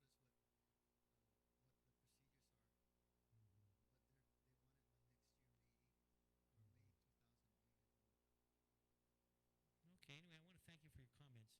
Again, I'm bringing this up more from a constituent, and I just was interested in your input on that. Anyway, thank you very much. Senator Tenori. Real quick, what is your actual cost? I mean, you've done some math, I assume, by this point. Human resources, power, water, telephone, the cost of the plastic, the photographic material. Have you amortized what the actual cost per year is for your that particular division of the driver license? We've computed it to cost roughly around $17 to $18 a license. So we clearly cover Per year. cost per license. Per license. Yeah, but we've also factored in the anticipated need, because we clearly need to upgrade our resources, our computers, the cost of supplies for the camera equipment continually go up. We clearly need more personnel as well. We're working with the smallest staff I believe the driver's license branch has ever seen, and this has resulted in really services that have dropped. I mean, we'd like to provide the best service possible, but at this point, we're a little frustrated with the way some of the services are provided. Like the road tests, for example. I believe we're scheduling road tests for operators, driver's licenses in July right now because of the short-handed staff right now.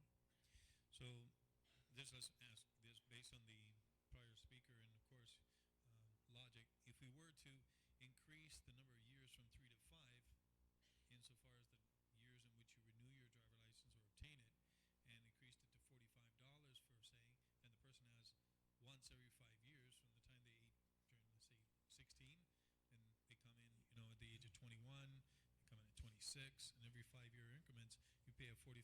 Would that cover the cost of that and also reduce the actual demand on your personnel so that you'd be able to more expeditiously process the applications and the examinations? That would help. Yes, we never considered the validity period of the license. But we are open to that. That if a customer is willing to pay an additional fee for additional years, we have no argument against that. We just know that our database is relied upon by law enforcement, and it helps to maintain these photos of drivers every 3 years. You have this continued update. But if you put it off, there's just that drawback, and an updated photo of a person who may have changed much in a 5-year period. That's just one thing off the top of my head. Judging from my field of experience in public safety, a long time looking at those driver licenses, trust me, a few months makes a big difference in the way a person looks, let alone 3 years. So I understand the logic in trying to keep brevity between the issuance periods, but there's a remarkable difference in a person's appearance in a matter of over a year or 2 years. But of course, that depends on the individual. All right, thank you very much for your testimony. Thank you. Thank you, Senator Tenorio. Anyone else? Senator Palacios, then Senator Shimza. Thank you, Mr. Chairman. On item number 11, for example, the driver's license late penalty. I like to move that this be stricken out, and the reason is that when a person is late in renewing his license, then actually he lost that much time, because I think the renewal is on the 3rd year nearest the birthday. So if this person is late for a month, then you only have a license period of 2 years, 6 months. 2 years, 8 months, wouldn't it? No, not necessarily. The process right now is that the license is valid through your 3rd birthday, and what's come to light to many of our customers is that if you are a day late, it basically calculates that 3rd birthday, which is almost 4 years from the date you renewed. So it adds another 364 days.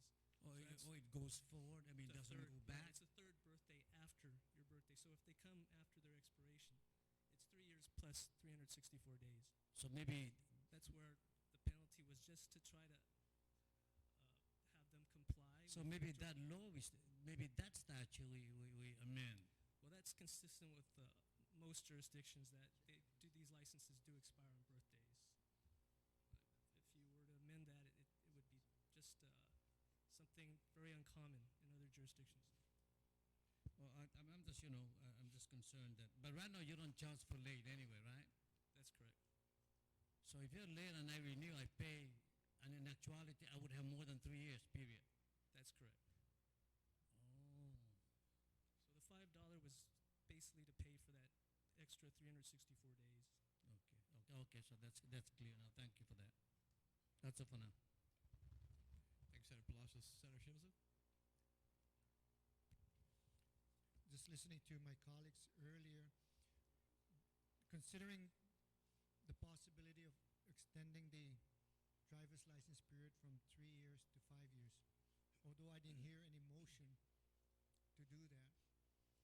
But I correct me if I'm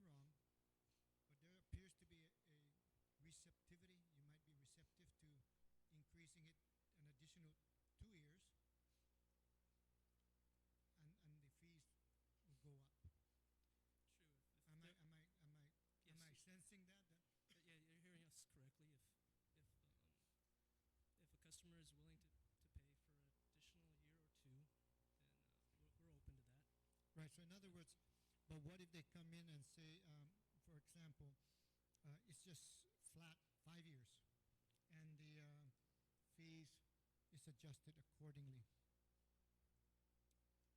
Again, the only drawback I mentioned to that, we are open to that. It's just how dependent law enforcement is on our records, our database, and that we extend the validity period from 3 to 5. It just means our information is just not as current as law enforcement would hope it to be. But again, I believe other jurisdictions have done that. They do extend for 4 or 5 years, and I do know they do pay more. Yeah, because basically, you know, you guys are really working with very limited resources, and that 3 years really goes by. You have a backlog simply because of the fact that there's shortages of staff, and then the great numbers of people coming in. I can imagine the population explosion in the next 8 years that will be occurring. And what I'm looking at is that, you know, when I get a driver's license, at least I've been a good driver, but I use that driver's license more as an identification to cash my check. You know, it's you use that wherever you go as an identification carrier, and so the changes in the status in those areas. So when I want to change my change of address, I would have to bring it in, and then there's another revenue source to be able to get it. Because why? Shh. Thank you. No, you see where I'm coming from, because that way we need to look in terms of the driver's license in terms of law enforcement. When you get the driver's license, it's not sometimes how you look, you know, it's that whether you have a valid license to operate a vehicle, and whatever you're turned over, whether I was gray and then I went and had my hair done, or Judy or whoever, you know, it changes. So the driver's license really, when you pull over in law enforcement, they use it for law enforcement purposes, whatever they need to do that. And the database can change very rapidly within 3 years. It may even change rapidly within 30 days, since we have a very highly mobile society. So what I'm trying to look at is the receptivity of the agency to raise it up to 5 years, and that you can purchase that 5 years right up front. So when you go to your driver's license for the operator license at $25 for 5 years, that's like $5 a year. You see, and it costs you $18, and you prorate out your cost and the longevity of that. But then again, you go back at what it costs you to re-entertain that driver on the 4th year. That same cost will just, in fact, will probably be higher because of inflation, increments, and so forth and so forth. So maybe a motion might be in order if you have no objection to that. The only thing that I do have, I need your input. In the event that, let's say, a motion is introduced and passed to make it from 3 years to 5 years, excuse me, gentlemen. Thank you. To 5 years, what would that fee be, since you guys recommend 25 for 3 years? If you expand the date to 5 years instead of 3 years, you have here before us a 3-year fee of $25. Do you want to keep that $25, or do you want to adjust that? See, what I was saying is that, you know, we have to say, like, what's his name? George had mentioned, somebody says, I don't mind paying an additional $10 for the year, but I don't want to have to be having, you know, a negotiation. Well, give me another, let me buy another 10 years to make it 20. Oh, let me buy another, you know, that's already going. But the 5 years, it seems to be a half of a decade. So if we do go to that 5 years, what would you recommend the fee fees be? It should be the prorated share of each year. So right now, what would that be? Well, 25 divided by the 3 years is roughly a little over 8. Okay. So if you round it off, George was mentioning $10. So are you looking at for an additional 2 years? Would your recommendation be at $8 or $10? With the costs rising always, you rarely see anything get cheaper, and especially with the demand of the driver's license and the quality that customers expect from that product. And I would go with the 10 per year. 10 per year. So you would probably recommend 10 per year, so about a $45 for a 5-year license. For a 5-year license. Now, that also takes into account that $45 for 5 years is a good deal to have the privilege of driving 365 days out of the year times 5. That's 1,825 days, and you divide that by the $45. How much is that in? Roy, you're the additional. 1,825 at $45 divided by 45. So you're probably talking about what, 4 cents or something like that a day. A day. So it's 1,800 and whatever, and at 55. Now that may be fine. You got 5 years is a good deal. I want to ask you on the other side, seeing the demographics of the people coming in for driver's license. The driver's license is almost a necessity of life, not only for cashing check, but for all sorts of things, and having the privilege to because your driver's license is a privilege to go on there. But how much? But there, do you think that most of the people will be able to even if it's 5 years at $45, one-time pop? I believe that. Do you think it's not too high on the ceiling for? That's like $41 a day for $41 for 5 years. Excuse me. I'm sorry? No, but for 1,800 and. Okay, wait, hold on. So you say it won't be an undue burden where people will say, geez, it's so expensive, I don't think I even want to go in and get a driver's license.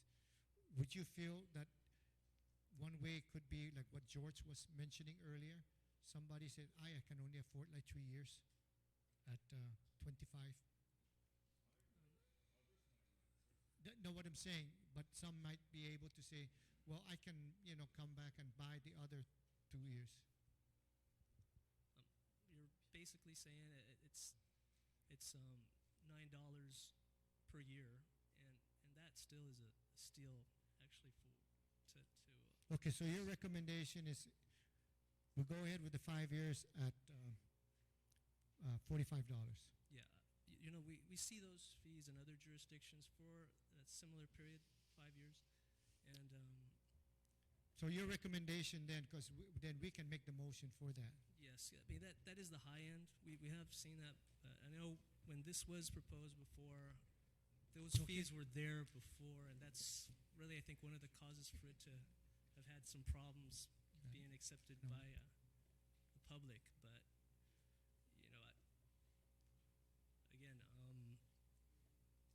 45 seems to be a reasonable amount for the period of validity for a driver's license. Okay, Mr. Chairman, based on the recommendation of the Department of Revenue and Taxation Motor Vehicle Driver's License Examination, I will make a motion that, I don't know if it's appropriate here because it's only the fee, that we increase the fee to $45. On which number here? On the operator's license. Operators? 1 to, okay. That would be fine. 1 to 7. Skip 8 and 9. just make those adjustments from $25 to the recommendation of that was just given by Department of Revenue Taxation, that the fees be $45 for 5 years.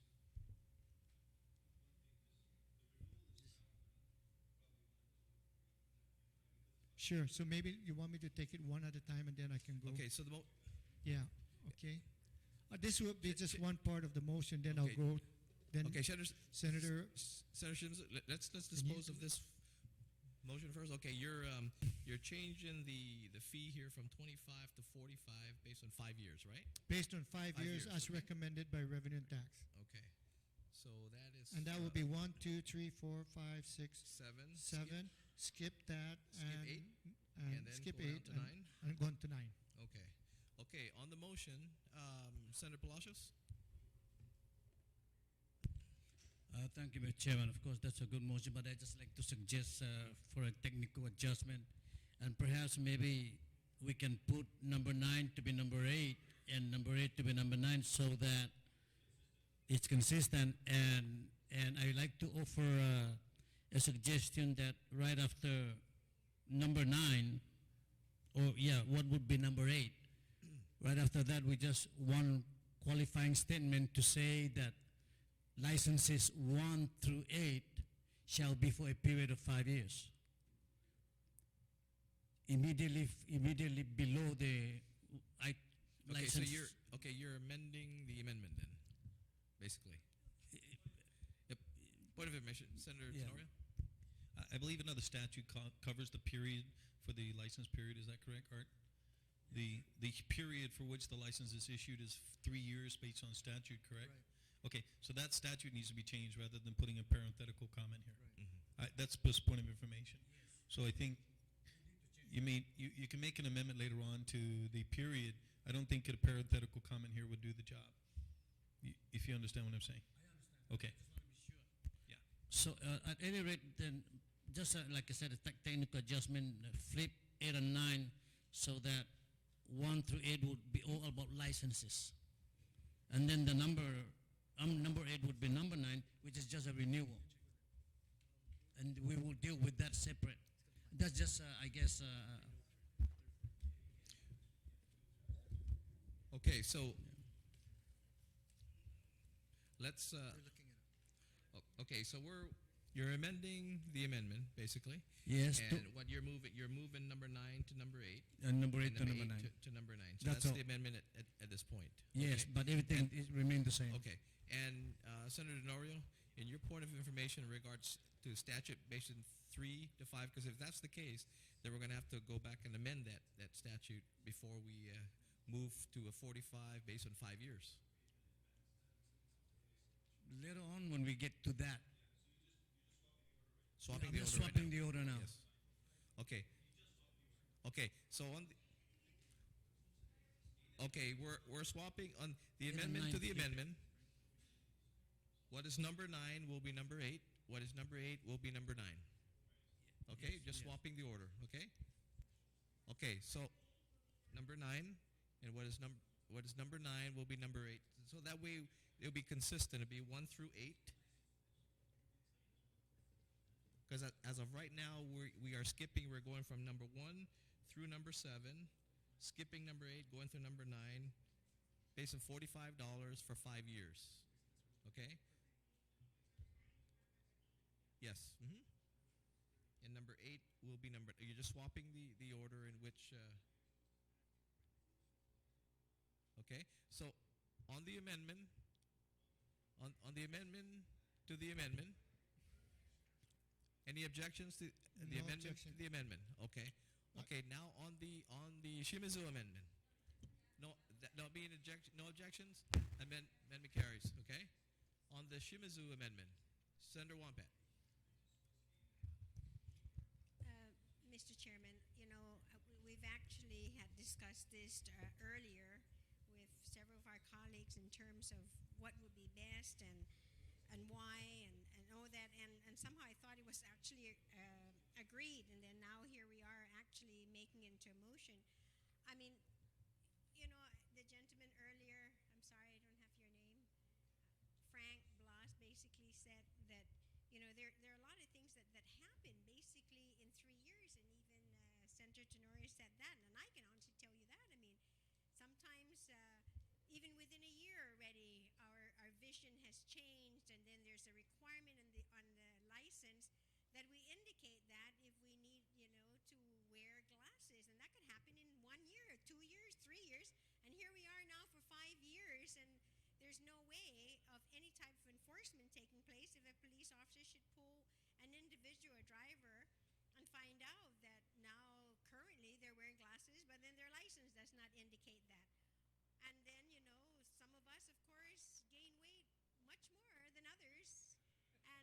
called losing it, so we're not going to look the same.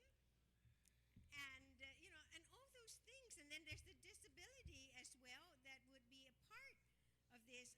And although you may be at a backlog of 6 months, I mean, putting it off for 5 years, I can't even remember to renew mine in 3 years, much less now 5 years.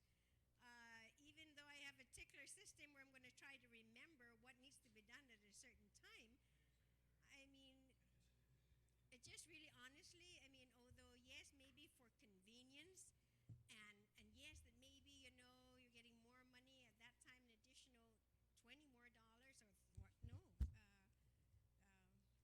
no, $20 more. I mean, it just doesn't, for me, I'm serious, I don't favor this at all. I like to keep it at 3 years. It would also address the senior senator's concern that yes, there may be temporary people who are here for 1 year, but yes, they pay $25 rather than for 1 year. But yeah, well, you pay for 1 year and you're going to have a license for 5 years, and then there's money still coming in. But I just think, and then there's the cost. Every year we know that technology improves, and things get more expensive every year. And then would the $45 then would they be able to recoup their expenses again within that time frame? Things may really change. 8,000 Marines are going to be here. 15,000 more with people from Micronesian Islands and from the United States to be relocating here. Granted, there'll be a lot of people here, and the cost will go up as well. So, and technology will have to go up. You're going to need to replace your equipment because there's so much wear and tear in all these things, and you may want to increase it again, much later. And $45 may not be the cost. It may be now $65 for all we know. But the most important thing for me here really is that it's just too long. So many things physically we have changed, and that's not going to be reflected at all in our driver's license. And as much as we would like to stay young and look young from our driver's license from 5 years ago, that's not the case at all. So I rest my case. Thank you. Thank you, Senator Wampat. On the Shimizu amendment, Senator Gutherts.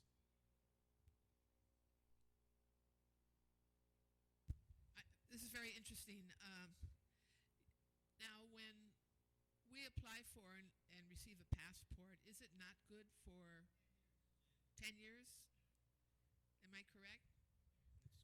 And if the U.S. federal government feels that they can live with perhaps changes in photographs over a 10-year period, then I don't see why we can't do at least 5 years for our 5 years I think is reasonable for our driver's licenses.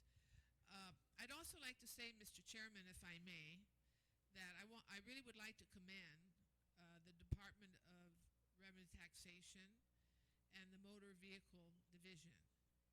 They do an excellent job there. They're extremely professional. They're very knowledgeable, the employees there, and they're very, very helpful. And I've always had a good experience transacting whatever responsibilities I have up there.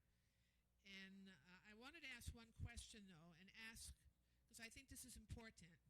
We're looking at fees, and right now it's licenses, but do you have a problem with people that purchase vehicles from someone else, and under the law they're required to come up and do the proper transferring of the titles of the ownership papers? But, well, it has to do with the fee. If I can finish, then you can figure it out. Mr. Chairman, I'm just wondering if it would not be better if there was a requirement that individuals that sell cars privately among them to themselves or to someone else, that if they not have to appear in person to transact the transfer, to ensure that the transfer does occur. Because sometimes people, they act in good faith, they sell a car to someone, and with the understanding they will go to your agency and then do the proper transfers, and they don't do it. It's not germane, but I think it's a very interesting question. So we'll talk about it later, but think about the answer. Think about your answer. I'm sorry, I apologize. On the Shimizu amendment, Senator Espadon. Shimizu amendment. I just want to make a comment, Mr. Chair. Order, please. I mean, when the good senator did bring up the fact of the U.S. passports being a 10-year period, I think we're comparing apples and oranges here. U.S. passports, because we're talking about 250 million people in which the federal government has to account for, and they only have shops to process these passports in so many locations. We're talking about an island with 150,000 people, of which, I don't know, what, 50,000 maybe go for a driver's license? How many driver's licenses do we put out? How many drivers do we have out there? Per year, we process 30-some thousand. 30-some thousand. It's over 30,000. So I just want to make the point that when we start talking about the passports and the length of time, I would imagine it's a matter of expediency for the federal government, because you can't process 200 million passports in a year. I mean, if it comes down to it. So again, I opt to go with the line of thinking that Senator Wampat had, and as well as the input that the other gentlemen have had in terms of how people's physical appearance can change within a 3 to 5 year period, a 5-year period over a 3-year period. I mean, especially if we start talking about the younger drivers who get their driver's license as soon as they become legal age, and in a few years, you know, they become adults, their habits change, they look differently. I mean, my son, just in the past couple of years has changed. So again, I would opt, and I'm in favor of keeping it at 3 years. Thank you, Mr. Chair. Thank you, Senator Espadon. On the Shimizu amendment, Senator Tenorio? You know, I tell you, sometimes this is the beauty of our democracy, and even with sometimes the differing views, we ultimately come out hopefully with a work product that accomplishes a mutual goal. And I think the Good Movers' effort here is to try to accommodate some reasonableness insofar as give and take. And this government is going to be taking a little bit more money, which is, you know, clearly, I don't think many people will dispute that there's probably there's a disparity in the $5 fee for a driver license versus what it costs to produce it. And you said $17, we're looking at $25 here. And if we are going to say, okay, you know, we're going to make it more convenient for you so you don't have to come in every 3 years, and granted, you know, there's changes in images, but the real issue here is this is not principally an investigative tool for the law enforcement. This is a driver's license. And albeit changes in appearances occur over the course of time, which is a natural progress of growth, the principal reason of this is not to make a tool available for law enforcement, although it is sometimes used. It's more that the more recent information available through families, through employers, through other forms of identification are a standard use of image, if you will. So if we're looking for someone who's wanted by FBI or local law enforcement, driver license is probably not the first recourse. It's probably the family or someone who has some contact, his spouse or whatnot. I think the goal here from the mover, unless I'm mistaken, he's of course open to correct me, is to allow for the consumer, you know, the people within our community who obtain these driver's licenses to do so within a time frame which is extended, and allow them about $20 more, not have to worry about it every 3 years, they can worry about it every 5. And by doing so, we also reduce the demand on those personnel. As you said, you're understaffed, and many of your employees are overworked, and the difficulty in getting examinations on a timely basis is one of the justifications for extending that period. And also, which is fair, a little bit more money, $28 for 2 more years of driver license that you don't have to pay $25 for 3. So I think, you know, you've demonstrated through your testimony that $45 over a 5-year period is more convenient and offset your cost and reduces your demand on your employees, ultimately making for a pretty good arrangement for the government as well as the customer. So I think there's some good give and take here, and I think it's a reasonable thing to talk about the image of an individual through a passport for over 10 years, because that's really not, for all intents and purposes, the changes that occur in lifestyle and face and weight, etc., are not even on a passport a very reliable indicator of what the person really looks like. And that's not really what the purpose is here anyway. It's to issue a license and to make it such that there is something given and in for consideration what is taken. Thank you, Mr. Chair. Thank you, Senator Tenorio. On the Shimizu amendment, Senator Barnes? Thank you, Mr. Chair. trying to get convinced from one of my colleagues in reference to the extension or to keeping the renewal date year at a 3-year period instead of the proffered amendment. I'm going to have to take into consideration based on what the previous speaker had spoken about in reference to time constraints. Again, when we look at restrictions that may incur or differences of appearance in the licensee or the person receiving the license, how they're going to look, changes that can be made, disabilities that can come upon them. I just feel, though, that when we talk about making it more convenient for the agency in charge, I think the option of what's present right now with the 3 years with an extension of an additional 2 years based on what's listed here may be a compromise. But until that's made, I'm going to have to support the efforts of the senator who proffered the extension for the 5 years. Okay. So thank you, Mr. Chair. Thank you, Senator Barnes. On the Shimizu amendment, anyone else? Senator Blossom, have you got up? No. Okay. Senator Shimizu, would you like to close on your amendment? Yes, I like to close. I do agree with my good colleague, Senator Spodon, that it's like comparing apples and oranges, but I also think that both apples and oranges come from the same class of fruits. So I agree with my good colleagues and agree with that. So, but let me tell you, he's absolutely right when it comes to the issue of why passports were increased to 10 years, given the fact that we are on a very sensitivity in terms of, let me slow down. Sign language. I'm laying the foundation here. Okay? For expediency, that is absolutely true. And I think that's one of the things that I'm trying to do to be able to help the department, because if I know for a fact that some of the waiting lists for driver's license in terms of road test goes back at a minimum of about 6 months, simply because we have not supported revenue taxation in terms of their manpower, to be able to reduce that. But at the same time, the quality of services is impacted not by their fault, but doing the best they can. But it lines up, it keeps building up, it keeps building up. So that's where we are here today.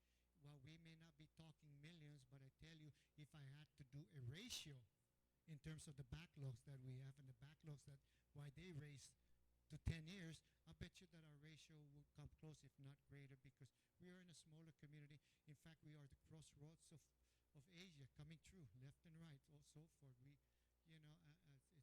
it's just like the passport, and they did it for convenience, expediency. So in a way, I am saying that the apple side and the orange side for the experience applies also in this particular case. And am I not correct that you are backlogged a lot, big time? So I wish my colleagues will reconsider that the idea of getting it to 5 years, it's the privilege of this 5 years, and hopefully you will get more resources, because I'll do everything that I can for my alma mater of revenue tax to help you guys, because you guys are the revenue generating arm of this government. It costs at the 5 years, Art, at the new rate of 45, the privilege of driving 24 hours a day, which includes 1 day, is 2 cents. Unless my abacus here is wrong. But it costs $7.30 per year. So that's 2 cents per day. The population, if all the prognosticators are saying, it's going to grow. Now, whether I stay in a jurisdiction for 1 month or 1 year, I have to surrender my out-of-state license for the privilege of driving in this territory, the laws that governs our highways. And whether it's 1 year or not, it's the privilege that I have to pay. And then when I go to the other jurisdiction, I again, I have so many days to turn in my driver's license. So I would hope that if people can't see, they're not going to drive. They're going to go and get a new prescription because it's their safety and their family. So those, to me, are not relevant. But Senator Espadon, you're right on in your relevancy that this is experience because they're backlogged, my friend. You guys are, right? You even give tests up at the field house in the past, right? That's a capacity of 6,000 people, but you're still backlogged. No fault of yours. No, we'll make some corrections later on. So please, my colleagues, let's look at that in terms of rather than to say 3 years here, but we want to put, let's just make it clean across the board. 2 cents a day, $730 a year, total $45 for the privilege of driving on Guam. So that's, I ask that you reconsider your thoughts in this area. Thank you, Mr. Chair. Call for the vote. Thank you, Senator Shimizu. On the motion of Senator Shimizu, it sounded like we have an objection. Any objections? There's objections? Okay. All in favor of the Shimizu amendment, please raise your hands. 1, 2, 3, 4, 5, 6, 7. Amendment fails. On the main motion,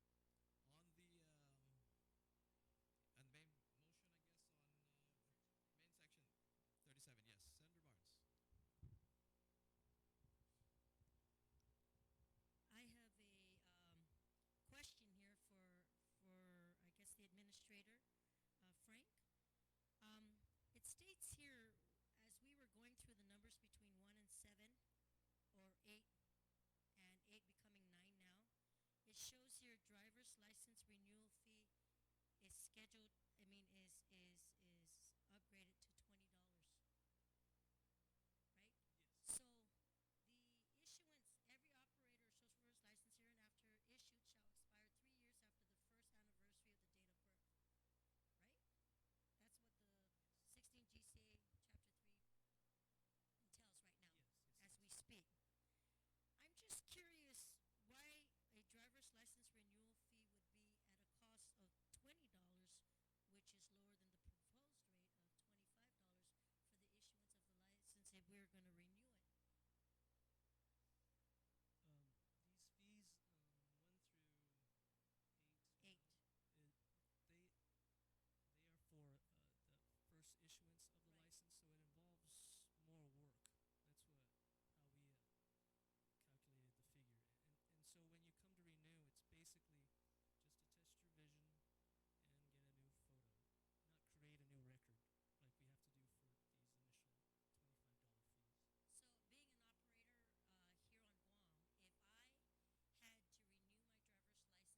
had to renew my driver's license come my birth date this year, if it was my renewal date was this year, instead of paying the $25 proposed, if it were to get implemented, I'd only have to pay the $20.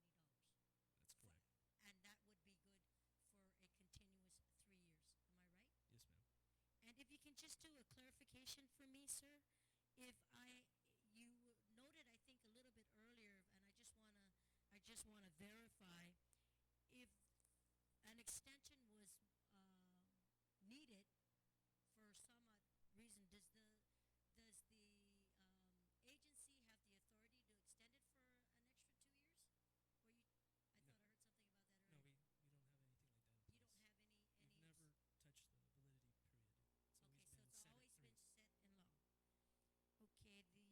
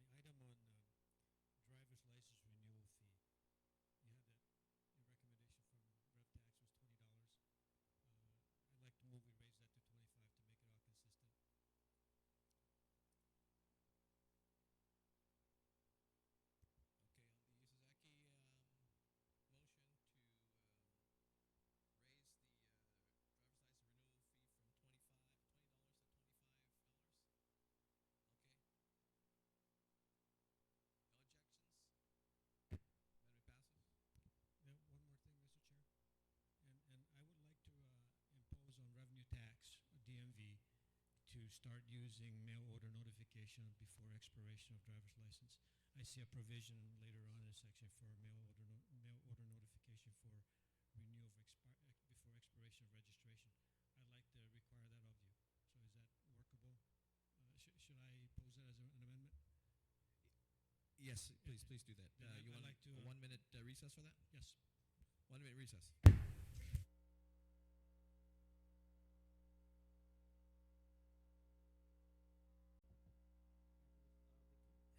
Thank you, Mr. Chair. Maktai? Hello? Oh, there. We're on. The committee of the whole is now in order. Senator Ishizaki, you had an amendment? Thank you, Mr. Chair. I have an amendment. I recommend that we require DMV to use mail order notification 60 days prior to expiration of driver licenses. This will be placed. Where do you intend to place this amendment? I think we should just place it at the tail end of this section 37. So for a temporary permit, this permit should not be issued for a period to exceed 30 days, and then that's the last sentence of this section. And then a new sentence afterwards, require DMV to use mail order notification 60 days prior to expiration of driver's license. Is that the amendment? Yes, Mr. Chair. On the Ishizaki amendment, Senator Tenorio. Just a general motion again here to authorize the legal counsel to make the necessary Ifino English to be consistent with the mandates, i.e., the Director of Revenue and Taxation should be required to mail within 60 days of the expiration of a driver license the licensee notice of such expiration, something to that effect. Just a general motion. Yeah. Okay, so so Senator Tenorio has moved that when it comes to the linguistics and the verbiage, that the legal counsel be allowed to make the necessary. It's written down by the English. Yeah, thank you, Mr. Chair. You know, it's a good recommendation on Senator Ray because it is getting kind of late in the evening. But point of order, Mr. Chair. Yes. Okay. Because, we know that we can do standard types of, motions for legal counsel to address and to make it, the right word or whatever. But, to write a whole sentence, that's not then his responsibility. It is this body. And my suggestion instead, Mr. Chair, is that can we save that maybe at the end of miscellaneous to do that, and we would have time then to actually put that in as an amendment. Would that be okay with the body? That is not satisfactory for the chairman. Obviously, this is particular to this section 37, and so I'm going to request. And you do have a good point. Obviously, this is not even a complete sentence. So I'm going to call for 1 minute recess just to clear the language here and make sure that we have proper English dictum. We're going to take a 1 minute recess.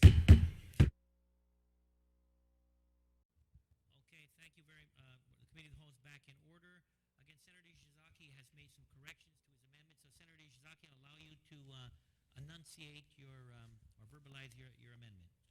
Thank you, Mr. Chair. We have corrected the amendment. So the Director of the Revenue Tax shall ensure that all licensures pursuant to this section are notified by email or regular postal service within 60 days of expiration of such license. Okay. On the Ishizaki amendment, Senator Tina Munya Barnes. Thank you, Mr. Chair. I don't have an objection to this amendment, but I do have some concerns that I'd like to address the Bureau on this. I know based on prior experience, notices used to be given out before, and I just want to ask Rev and Tax or Motor Vehicle, if anyone up there can answer me, what was the cost back then? And if we were to implement this based on today's cost of mailing and all that stuff, what will the cost be? Because as we just know it as of today, it went from 37 cents to 49 or 41? 39 cents. So what would the guesstimate be if we were to look into passing this amendment? Well, excuse me. We renew around 29,000 licenses a year. So that, to come up with the rough figure times the 39 cents or the 41 cents, that would be a little over $11,000 a year. That'll be almost, yeah, it's like 11,800.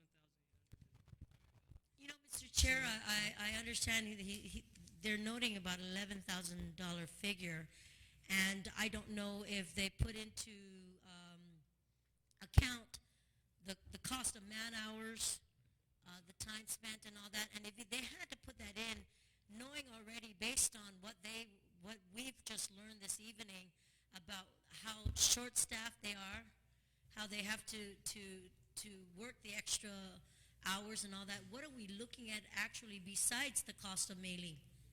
Well,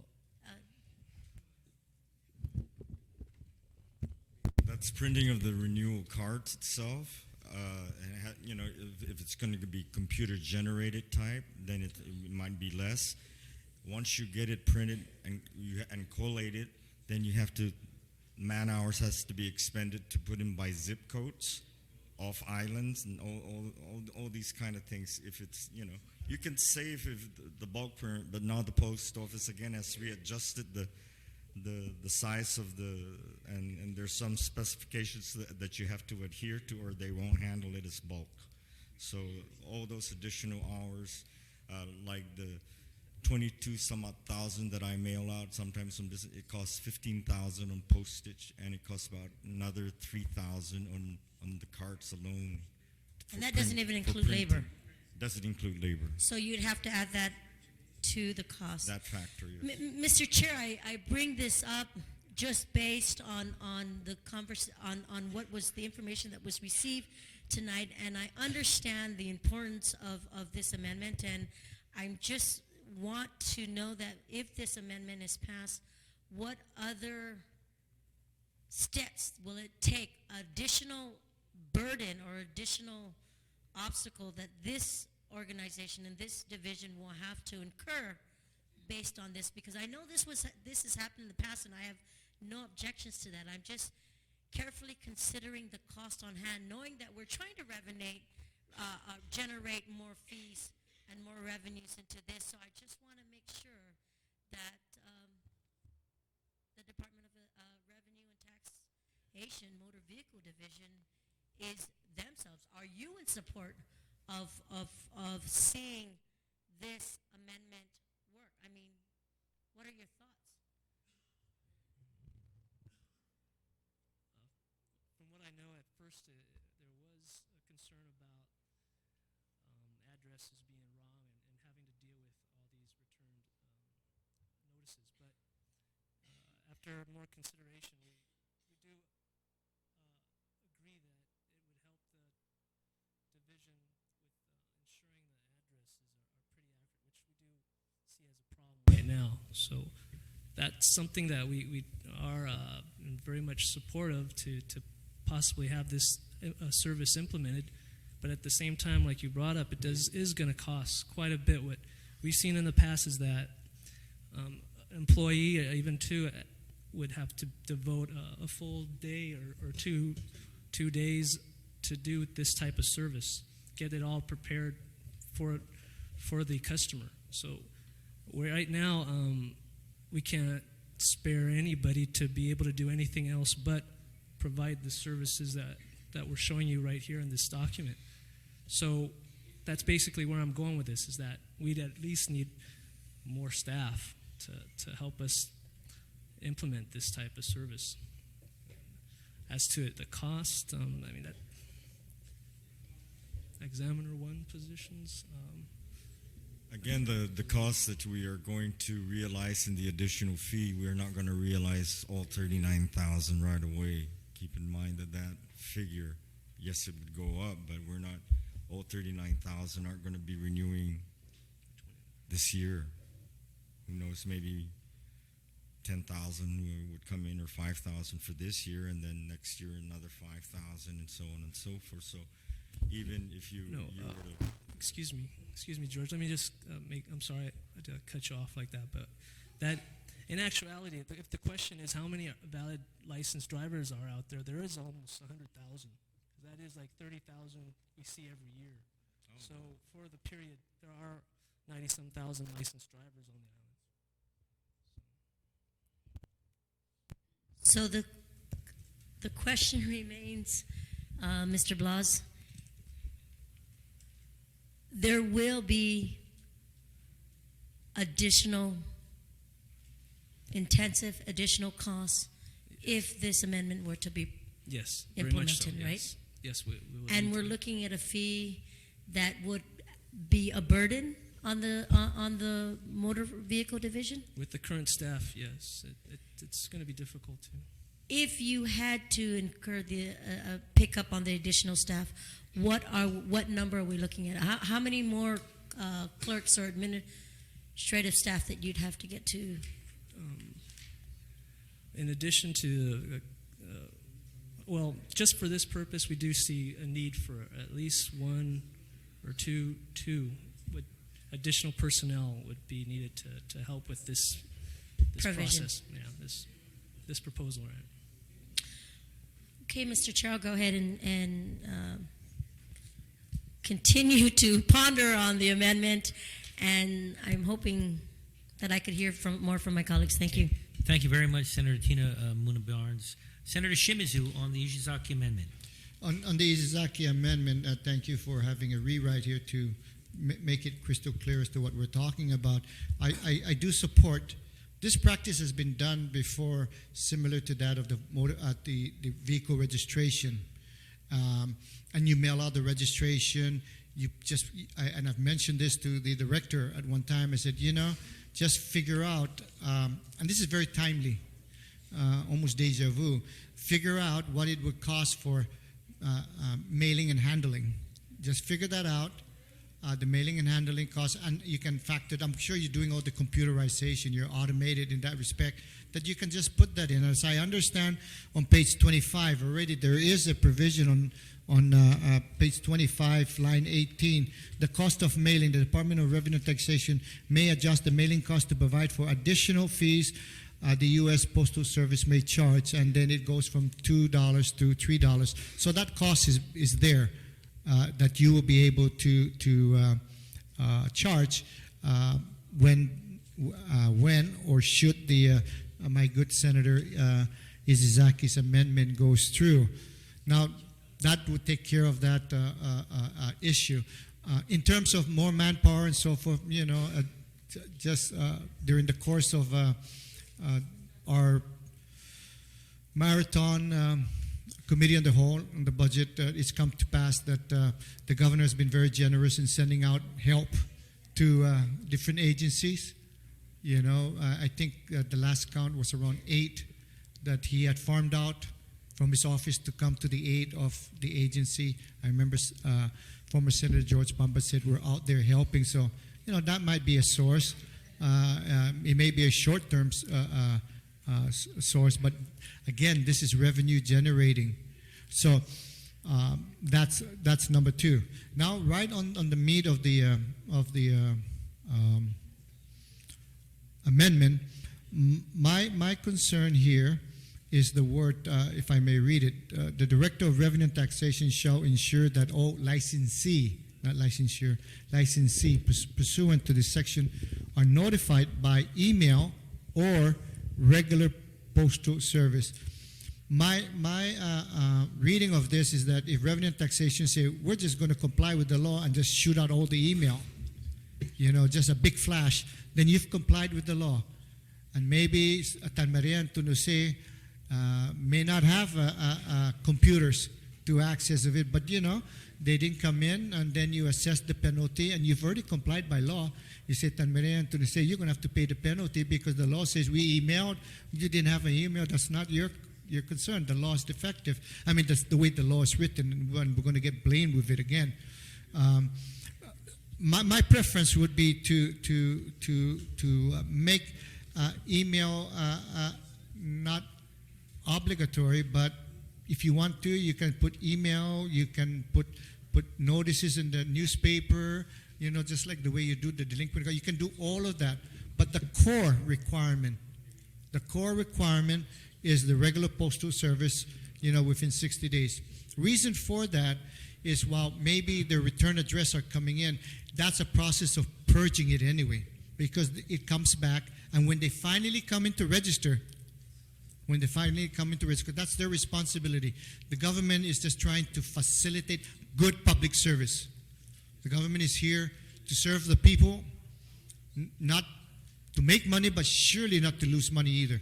So this is really public service in its pure form, where we give notice to the public on not only their driver's license. At an appropriate time, I would like to also recommend the same Izizaki amendment be tied into motor vehicle registration too.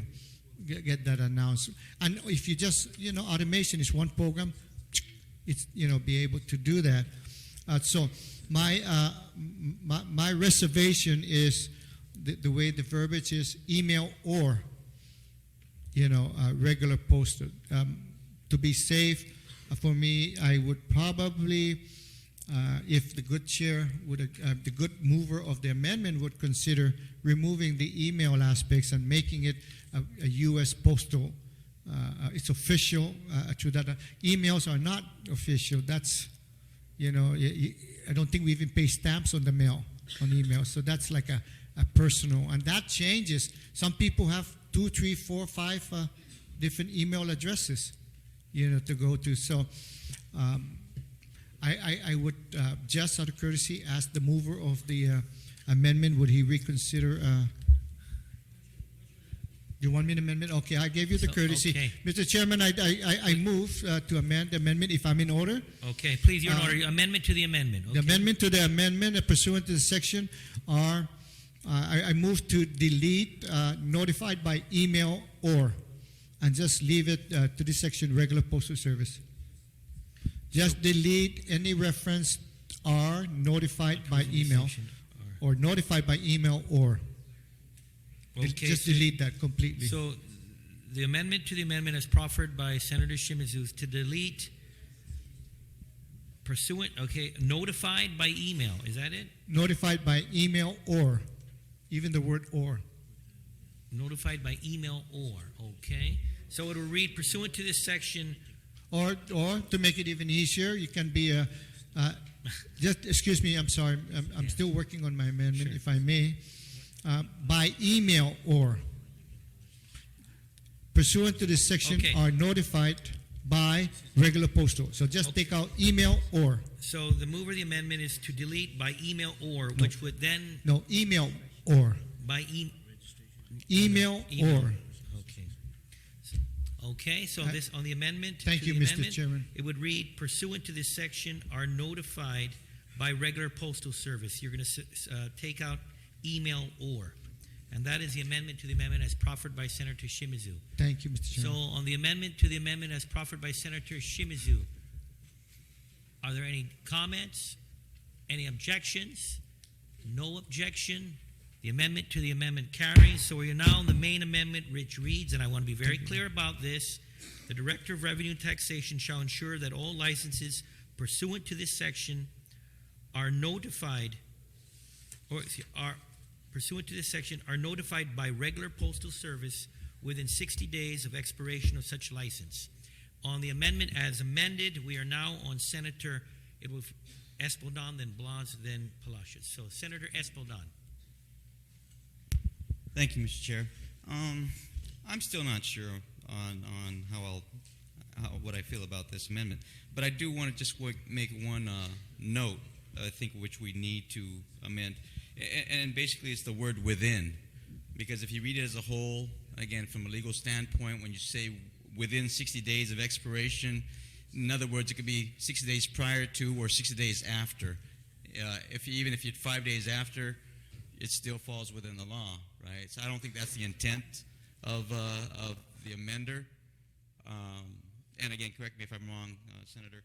But again, if we leave within 60 days there, if anything, it probably should read 60 days prior to the expiration. Now, are you making an amendment to the amendment, or are you asking the senator to yield to a question? I'll make an amendment to the amendment to change within the word within to prior. Okay. Because So- if we leave it at within, then notice after the expiration is still acceptable, and I don't think that's the intent. So the My amendment. amendment, Mr. Chair, is Please. just to replace the word within with prior. Prior. So it will read regular postal service. Prior to 60 days. Or excuse me, I'm sorry. Strike within, and it should be regular postal service Prior to. 60 days prior to expiration of such licenses. 60 days prior to. And 60 days correct me if I'm prior wrong, to. Senator. Just a technicality, but then if it ever goes to a court of law, Tell you what, I'm going to call for a 1-minute recess just because right now people are tired, and I'm going to have this written down. It's a simple one, but right now there's some changes, and you're making changes as you're making the amendment, and I'm not going to accept that. That's a point of order, Mr. Chairman. There has been a change. I think you need to divide the question right now. Exactly. First of all, take care of the amendment by Senator Simiso, and after that, then you can recognize Senator Spodon, and then that will be it. Actually, Senior Senator, there has already been an amendment. We are now in the main amendment, and the main amendment that has been amended, there is now an amendment to the amendment as proffered by Senator Espaldon. Okay, so that's the word prior to change within. Yeah. So I'm going to take a 1-minute recess so Senator Espaldon can write this amendment down. Senator Espaldon has proffered an amendment to the amendment, and it has been passed out to the body. Senator Espaldon. Yes, thank you, Mr. Chair. All I basically wanted to do was make sure that we captured the original intent of the senator who made the amendment. And so the amendment should read, the Director of Revenue and Taxation shall ensure that all licensees pursuant to this section are notified by regular postal service 60 days prior to expiration of such licensees. Clear as gold. Gold is not clear. But anyway, if there's no objection to, Senator Palacios on the Espaldon amendment to the amendment. Thank you, Mr. Chairman. Again, for clarification,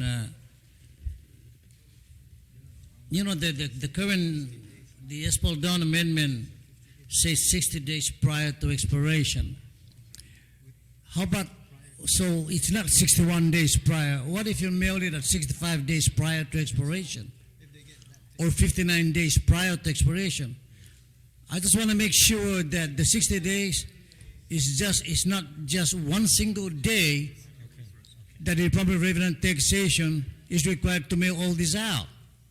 Because 60 days prior to expiration is not 61 days prior to expiration. And it's not 59 days.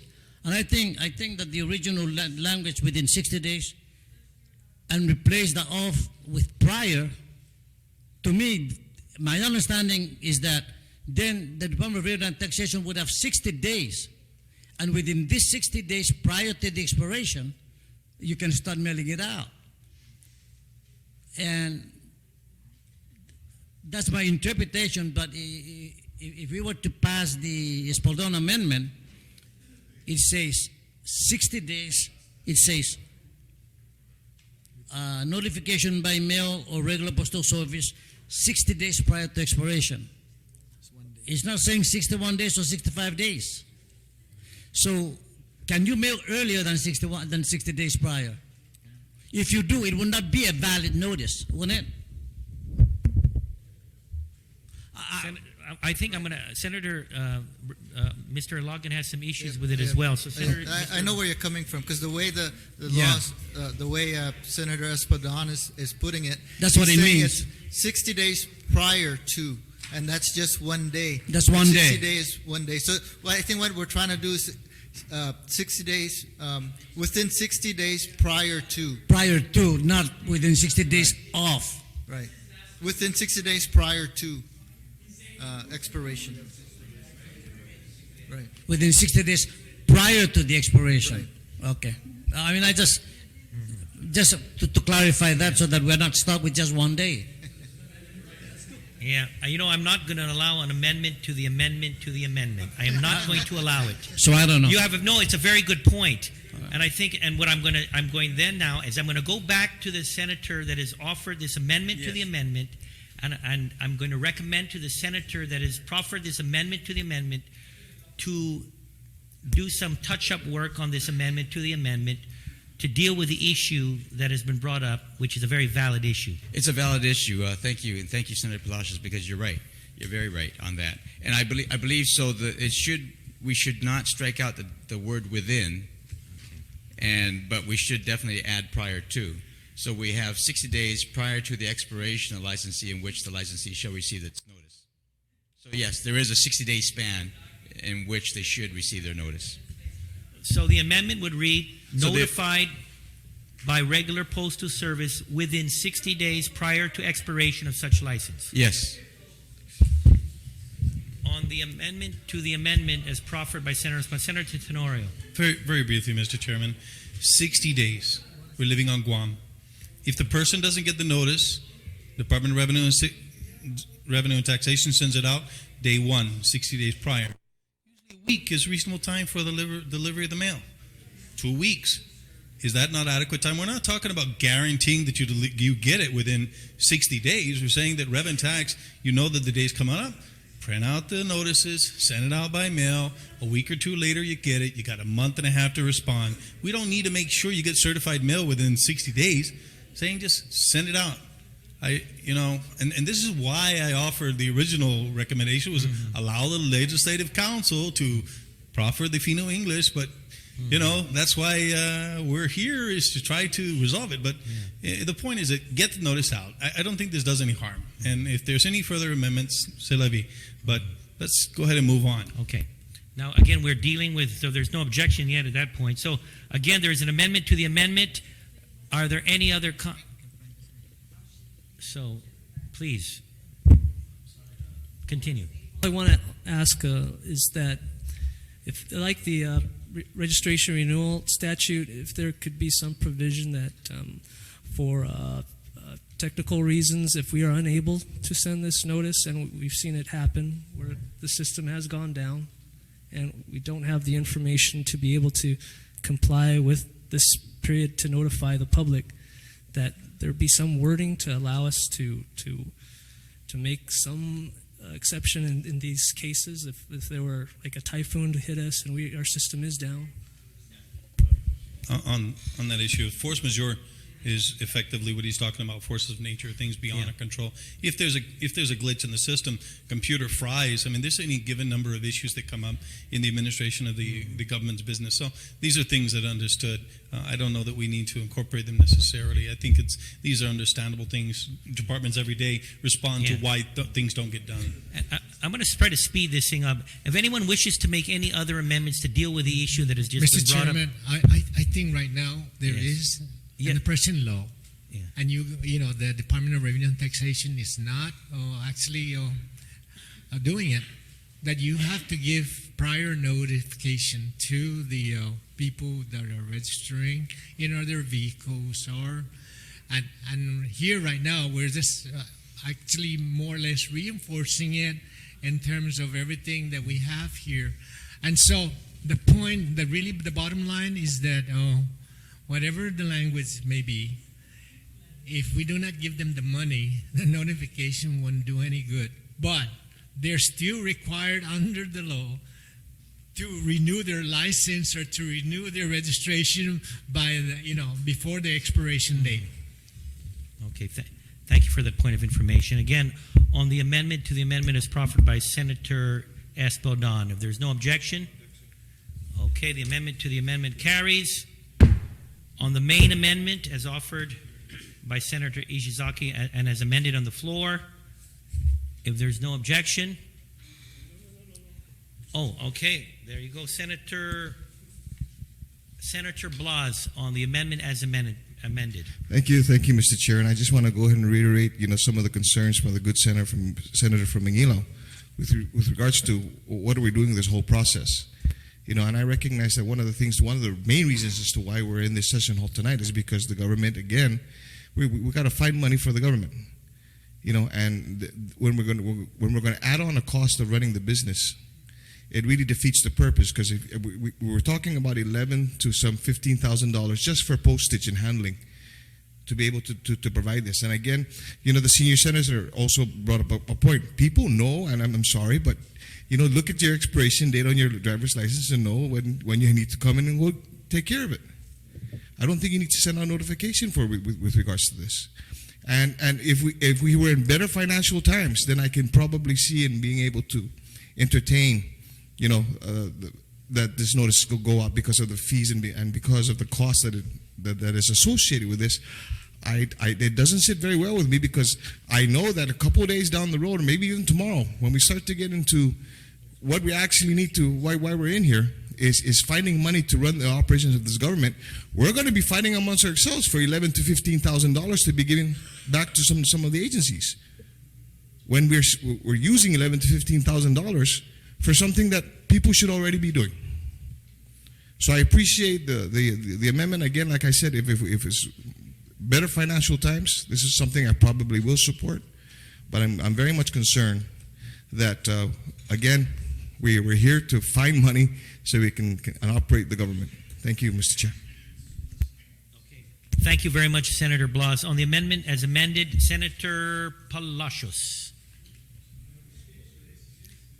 Oh, you're done. Okay. So if there's no other speakers on the matter, you have the final word, Senator Ishizaki, on your amendment. Thank you, Mr. Chair. And I appreciate the concern people have.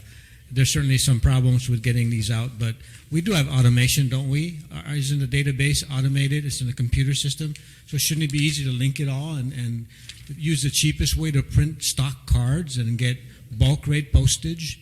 And we did move and adopted an increase in your renewal fee from your request of $20 to $25. I proffer to everybody that should be plenty to cover any additional cost. And I think that I know Senator Frank doesn't have the memory lapses that a few of us might, and you don't realize that you didn't renew your license until somebody in the store tells you, sir, your license is expired. And I think it's a nice service. It's a standard service throughout America. So I insist we do this. Thank you. Okay, thank you very much, Senator Ishizaki. Again, on the amendment as amended by Senator Ishizaki. Are there any objections? I don't recall. Is there an objection? Okay, objection. There's been an objection. Show of hands. 1, 2. This is on the amendment by Senator Ishizaki. I'd like to see a show of hands. Keep them up, keep them up. Amendment fails. Senator Wonpat, you had an amendment. Yes, Mr. Chairman, and it's in writing, and you have a copy, and all of my members here, I also have a copy. What this is a different version, and it actually would be in the same, it would replace actually what was scratched out in subsection 3102 for same fees, and it would read that the following fee schedule in items 1 through 8, and that's redone in the numeration and converting driver's license down to 9, and then all others, 9, and then all others will go up. And that this would be for a 3-year period at the recommended amount of $25, but they do have the option to go for 5 years, and it will be at $45. The only thing we need to put there, Mr. Chair, at the end of the $45 is a period. And I know you're not listening. Gentlemen, may I have your attention, please? Right after $45, you put a period. And the other difference here is that when you go down to number 11, that the penalty clause here then would be $10 for every 3 months after expiration, not to exceed $40. Okay. On the amendment as proffered by Senator Wonpat, it's been passed out to the body. Oh, Senator Tenorio on the amendment as proffered by Senator Wonpat. Thank you. Because, again, we have the codified law, which is 3101 subsection M of Title 16, we need to, before the word the applicant on the second sentence, put notwithstanding Section 3101M, Title 16, the applicant may elect, etc. Because the Section 3101M, if you saw the document which was copied, Mr. Chair, that cites the law, says that the license will expire basically renewable every 3 years. So that was copied and sent out to all the members here on the floor. So all you need to do is put before the applicant may elect the words notwithstanding Section 3101M, Title 16, GCA, and then the rest of the sentence, and then it will be okay, because we have to cite that section deals with the 3-year expiration. The document that you have on your desk. So the amendment is to add the language after the word 3-year period in front of the applicant, cite notwithstanding Section 3101M, Title 16 GCA, and then the rest of the language. I'm going to have to see that amendment. I don't have a copy of that amendment. I'm looking at.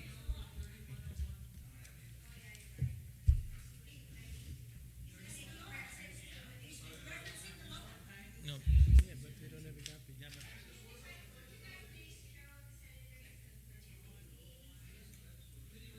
Let me see which amendment is it. Are we talking? It's this amendment, correct? Okay, so.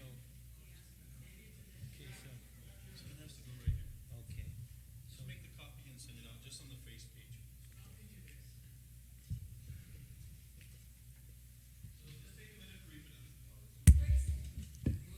We're just going to take a minute recess.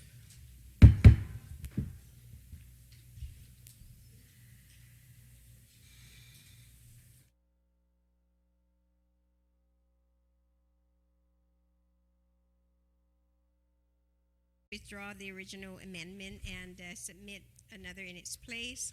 And what this should read now is that the applicant may elect for a license, notwithstanding subsection 3101 in parentheses M, Chapter 3, Title 16 GCA.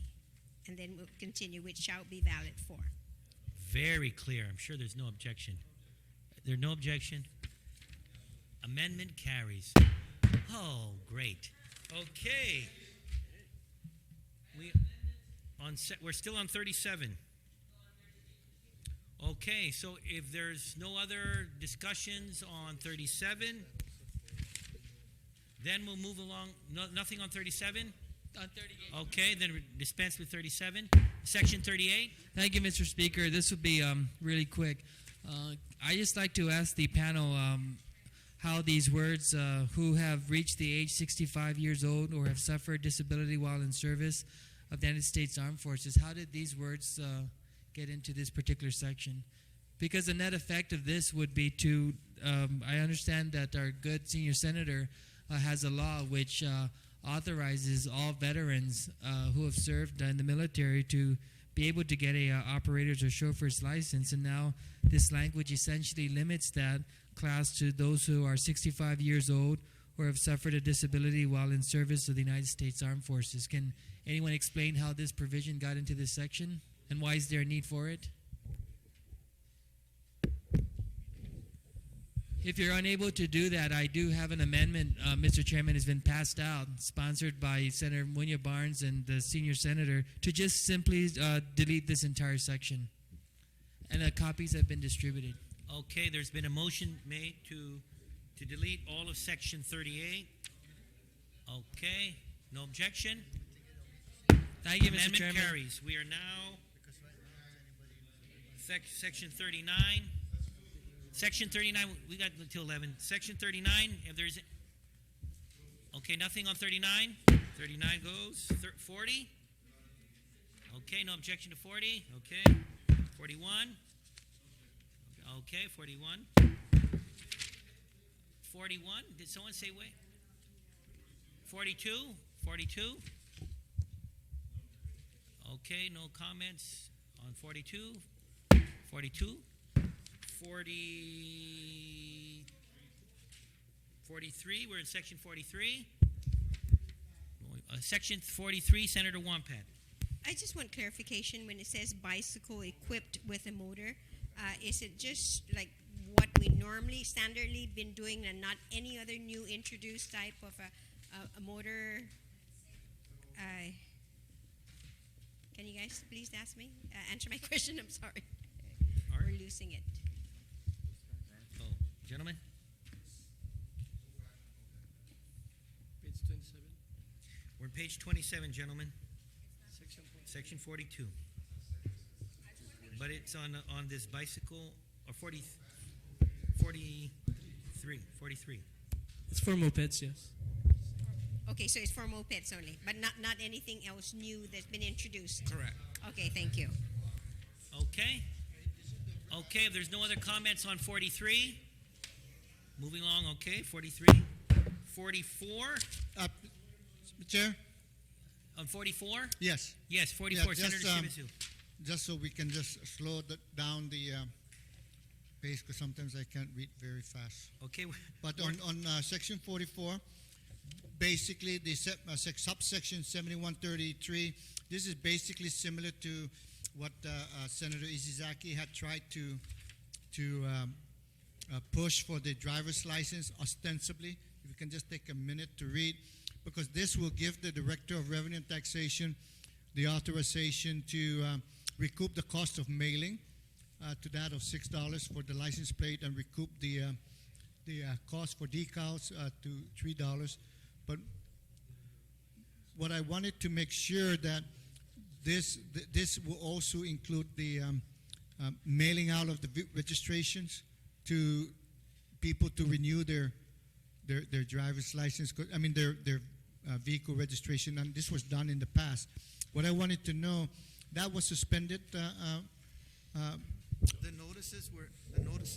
notices were suspended, but I think this section here is for us to mail the plates and the registration and the cost, any costs incurred for our services, to put it in envelopes and get it to the post Right, office. but you suspended the services on the part of for mailing of vehicle registration and any other form, title, decal, device provided in this act, except that Revenue Taxation may adjust the mailing cost to provide for the additional fee the U.S. Postal Service may. So this gives you the authorization to mail out the registration and recoup the cost in there by $3. Am I correct?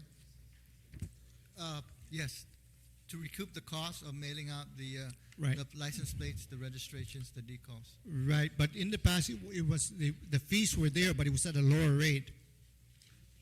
And then Right, you guys went ahead and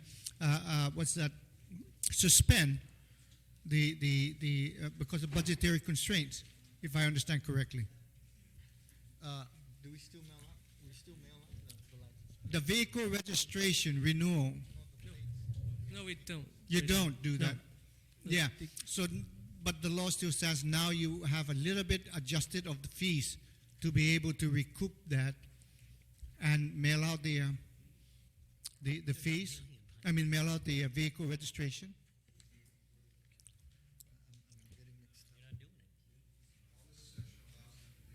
Is to recoup the cost.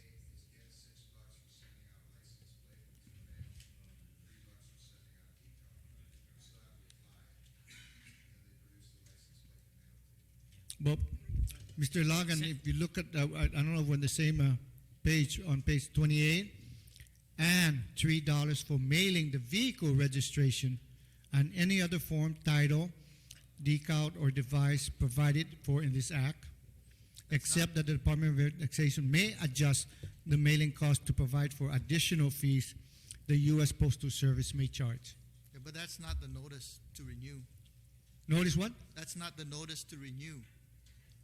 It's to mail out what they ask us for. Well, the reason why I say that, because I look at the title, it says mail order notification.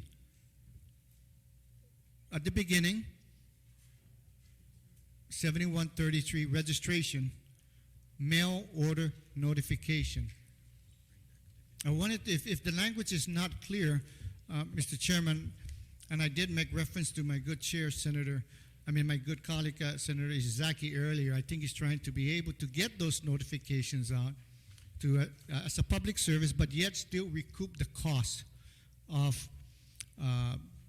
mailing out the registration.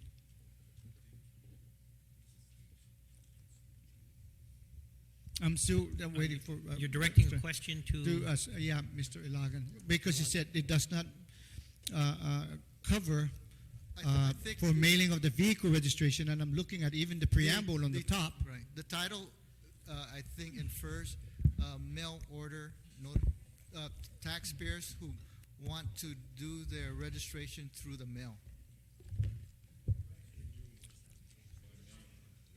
Am I correct? I mean, but maybe that's the interpretation of what I'm reading. Is not whoever, wants to do a mail order. Like we order through the internet, the eBay, or that's mail order. What I'm looking at is that this verbiage does not apply to mailing out notification that your registration is due. Because if it's not, then I would like to offer, we can proceed with the other one, and I can rewrite the. Senator, I agree with you, but I think the language, it should be people that are, for some odd reason, don't have the time to go up there. They can mail us their insurance notices and their safety check and a check, but we have to recover the cost of mailing it back to them. But not the reminders, but in the past there was reminders. That's correct. I remembered receiving in the mail, I opened it and said, okay, I better go and register my license. And it's almost like the real property tax. You send it out, you come in and bring it out. So this section does not. No, sir, it does not. Does not cover that. No, sir. Your interpretation is this: when I mail in my copies of my insurance. When I mail it, you mean I can mail it in my copies of my insurance, mail in my copy of my vehicle registration, a safety check, mail in my previous expired or soon to be expired registration. So when I mail it in, I'm the one paying for it. Yes. It's me. It's not that's not by law. I'm paying whatever it would cost for me to mail it in. But this is. And the government has no mandated fee for me other than the postal that I'm going to pay to send in. What I would hope is to go back to the same authority that you had before to mail out those vehicle registration notification to renew, which is really it's really the registration itself. You just bring in the registration, and I renew it.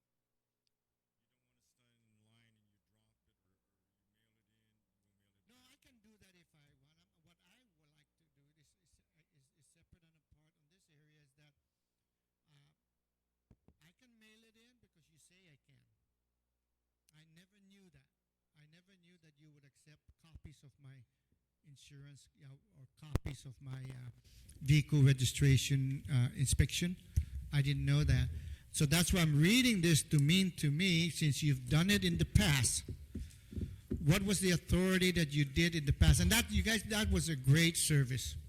Senator, would you like to propose an amendment requiring the... I will, in due time, Mr. Speaker, and I'd be allowed to at least lay the foundation and get clarification of this. Why don't we move on to the next section so you can work on your amendment? No, I'm asking the clarification. You're saying that, I'm asking at what authority that you had? You suspended it. Was it under this?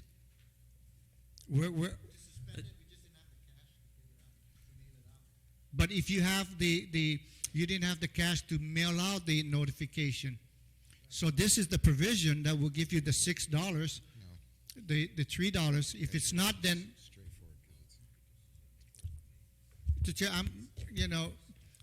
let me make it clear then, okay? Do you still have the authority, but maybe not the funding, to send out those renewal notification? Yes, we do. Can you help me by just citing it within this?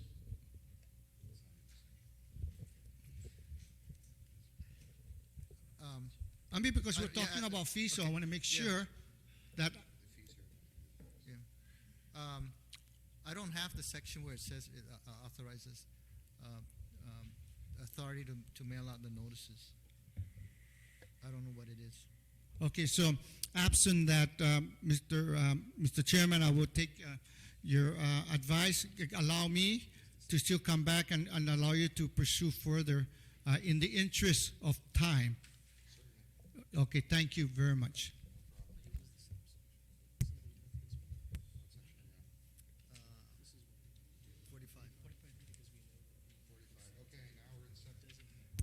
Now we're in section 45. Well, it's not a question of objection. Nobody has a comment on 45. Great. Now we're in section 46. On 46, Senator Guthridge, you recognize. On 45, you have something?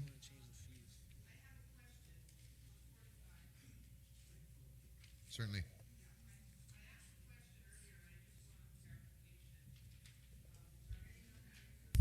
I'm sorry. This is on securing new registration when someone transfers a vehicle to someone else. The present policy, as noted here, is that within 10 days of the sale of a vehicle to someone else, a private party, the purchaser must appear at revenue and taxation to transfer the vehicle to their name. Is that correct, Mr. Director? Or That's what it says. Steve? That's correct, right? That's correct. They have 10 days to transfer the registration to their name and the ownership to their name, the new owner of a vehicle? Correct. All right. Now, my understanding is that you folks have had serious problems with people complying with that requirement. And oftentimes, even a seller of a vehicle to someone, they do their part. They have the sale agreement, purchase agreement, and signs off on the papers and the ownership and so forth. Assuming the individual purchases the vehicle will go to revenue tax to do the transfer. The transfer doesn't happen, and then there's some kind of accident, and then there have been insurance companies that have acted very peculiarly and gone back to the original owners and hold them liable because the car was never officially transferred to the new owner's name. Does it make any sense to you folks to require that someone who sells a vehicle to someone else, a private party, that both the seller and the purchaser must appear at revenue and tax to initiate the transfer? Would that be helpful to you folks to ensure that the transfers actually occur? It could be helpful, but then again, we have where people sell vehicles and they leave off island. So sometimes these people that sell and leave may not always be there with that new buyer. Okay, I was just trying to figure out a better way, Mr. Speaker, to cut down on the violations, but maybe this is not the proper vehicle for that, but just to be aware of it. It's a concern. Thank you very much. Thank you very much, Senator Guthridge. Do you have it written? Has it been reproduced and passed out? Yes, no, I have a point of information on mine where it would not necessitate an amendment. I just did a sidebar consultation. And all due respect, again, can I address this to, where's Mr. Blas and the vehicle registration? Earlier, Mr. We agreed to allow you to make an amendment, Senator Shimizu. Yeah, but if there's no need, because I just want to ask one quick question. One quick question? Okay, please. Okay? Now, whoever's going to answer this, the expertise who does this every day. In section 7133, on the language that says $3 for the mailing of the vehicle registration and any other form, title, date, device, so forth, does that cover the notification of registration to be sent out for renewal purposes?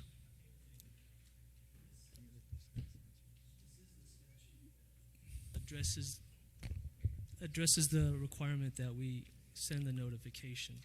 This is the statute that will authorize it. Therefore, there's no need for an amendment because it's already provided for by this section pursuant to what I was saying earlier. Right, it's just incomplete and the rest of that citation Is does- further there. does Right. address when we fail to To provide make the because notification. it doesn't relieve the owner of the responsibility to renew Right. timely. So then there's no need for me to do an amendment. You can still send out the notification for vehicle registration under this section, and now with the increase of from 50 cents to $3. To clarify, yes. Am I correct? Yes, you're correct. Thank you, Mr. Chairman. And again, thank you, Mr. Chair, for your indulgence. There is no need for that amendment. No problem. Okay, we're in section 46. We're in section 47. On 47, Senator Wampat. Thank you, Mr. Chairman. My question here is that I noticed that the way I was looking at how you've done this is there any thought to, I mean, based of course on the weights that somehow when you think of how the impact is going to be on the roads and the weights of these vehicles, that the consideration of some of these fees, I mean license registration fees should be, I mean, it doesn't make any sense. 8,000 for 58, 8,000 the weight of 8, like let's say 8,000 is what it weighs and it's only for $58. You might want to continue reading, Senator. Yes, well, let me see. Additional $3.50 for each 500 pounds of fraction thereof in excess of 7,999 pounds. Oh, okay. All right, thank you, Mr. No problem.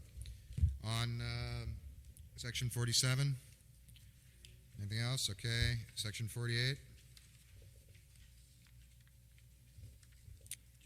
Section 49.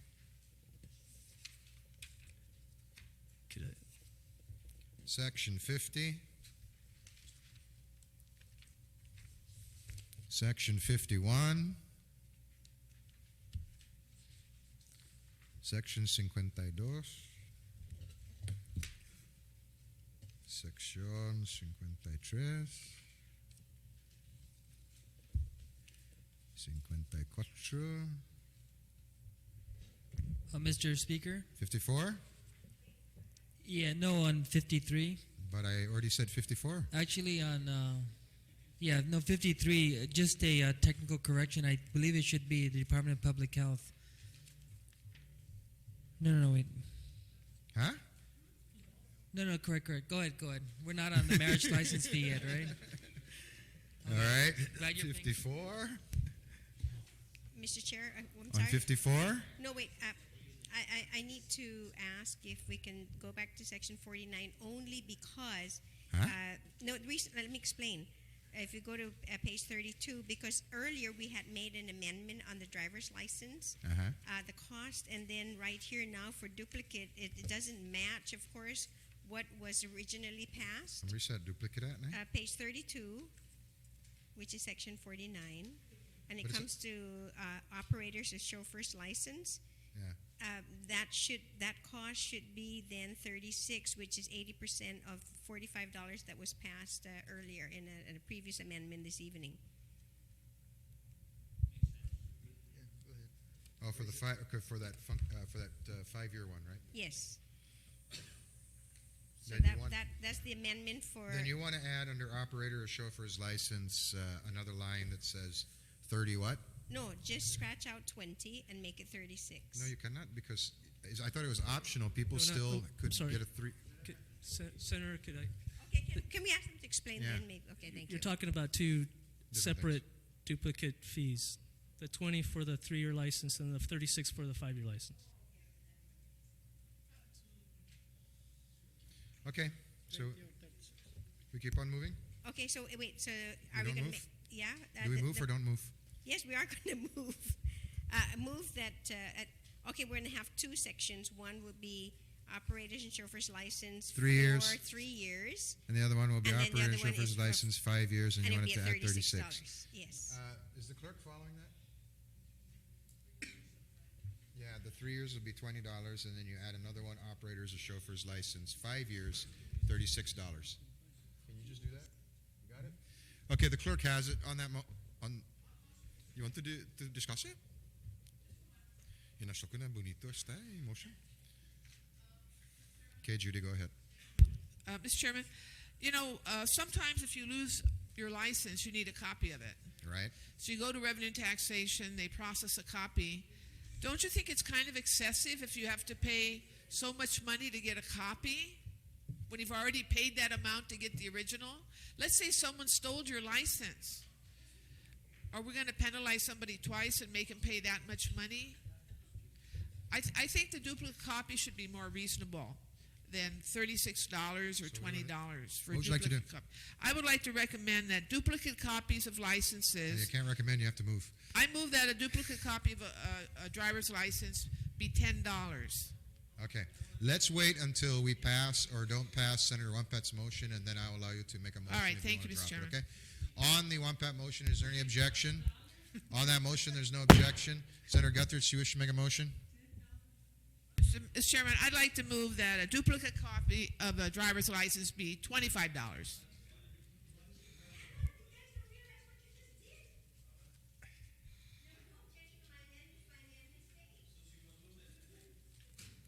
Okay. She wants to amend it so that regardless if it's 3 years, 5 years, Michelle, how many years, it's going to be $25. Okay. On Senator Guthric's motion? On Senator Guthric's motion, Yes, not in a on- general conversation about driver's licenses. Okay? That's right. Absolutely. First of all, I'm looking as to where specifically, since we don't have a written. She's eliminating the bifurcation of the two fees, and she's saying regardless of how many years you got the driver's license, it's $25 to renew, period. That's the motion. To replace. I'm sorry, not to renew, to replace. Oh, okay. So it says duplicated documents, the fees, registration, certificate, equipment, license plate, operator. She doesn't. You're objecting to the $20 recommendation right now. Who, me? I'm not objecting No, anything. I'm talking about the mover of the motion. At the risk I'm of, speaking on the at the risk motion. of cheating here, Senator Guthrich is, because it's not my role to do it, but in the interest of moving things forward, her motion, the effect of her motion will be to replace the $20 and the $36 with a single unitary fee, regardless of how long the license is held for, of $25, period. Thank you. And the $36. Will disappear. No, again, let me ask. Where's the 36? All It I doesn't see, exist anymore. It didn't It was exist in the at all. motion that just Yeah, passed it's by not Senator there. Wampat. Okay? So on that motion by Senator Guthrich, is there any objection? Well, objection, the motion carries. Wait. No matter how many years. Okay, we were on section 54. Now we're in section 55. And we're moving on to section 56. We're taking a stop at section 57. This is on 57, right? Yes, sir. Senator Spalding, you're recognized. Thank you, Mr. Chair. Bottom line, I'm not really sure what it's saying. The Director of Revenue and Taxation shall charge a fee of $25 for a name change resulting through of a completed upon a merger between two companies, groups, or associations. I'm sorry, Mr. Chair. What does that mean?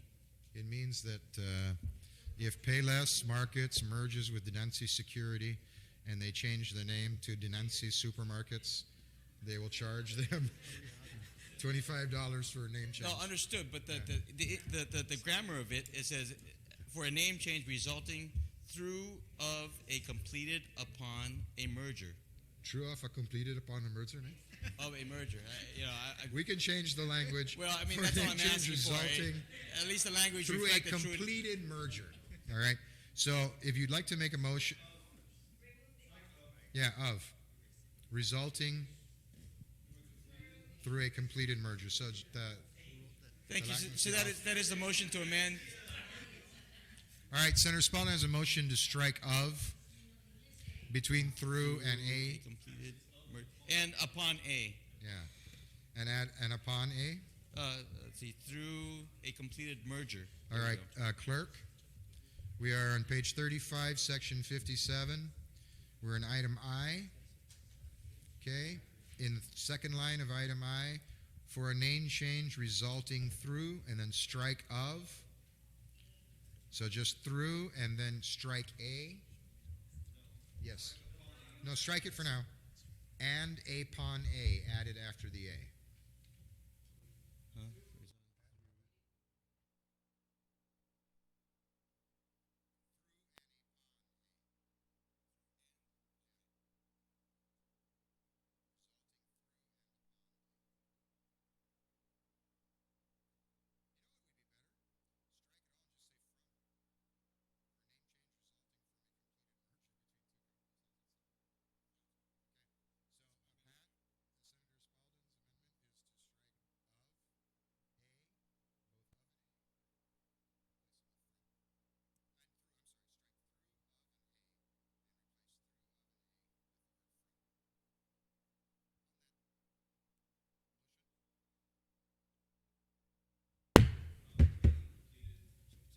From a completed merger.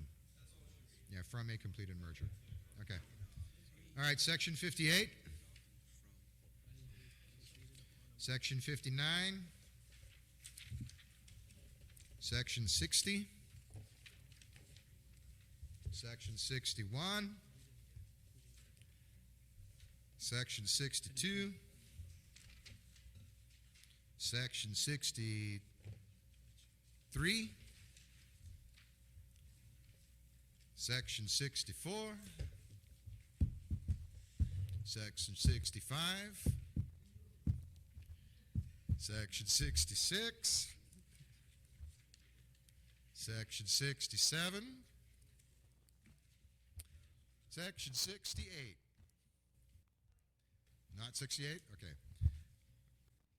Section, next one. After 68. Senator Wampat and then Senator Spisha. Thank you, Mr. Chairman. Mr. Chairman, I don't know if they remembered that last year there was a bill that was introduced that the marriage license now is no longer issued by the Director of Revenue and Taxation, but rather to Public Health. So we need to make an amendment there that remove Director of Revenue and Taxation, but rather the Director of Public Health and Well, then Social Art can get the Services. money. Huh? Oh, Art still taking the money? Okay. All right, the motion is to, on section 69, under item C, or actually subsection C, to replace something, to replace Director of Revenue and Taxation or his designee. Prescribed by the Director of. Oh, that one. So remove all references to Director of Revenue and Taxation, For that replace it with particular. Director of Public Health and Social Yes. Services. Okay,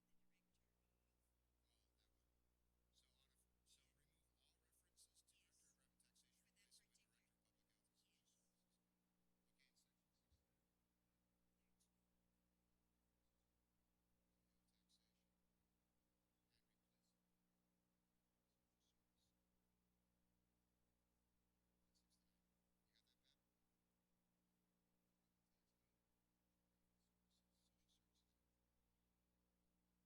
69. On that motion? No objection. Motion carries. Section 70, Judy Gutherts, you are recognized. Senator Gutherts.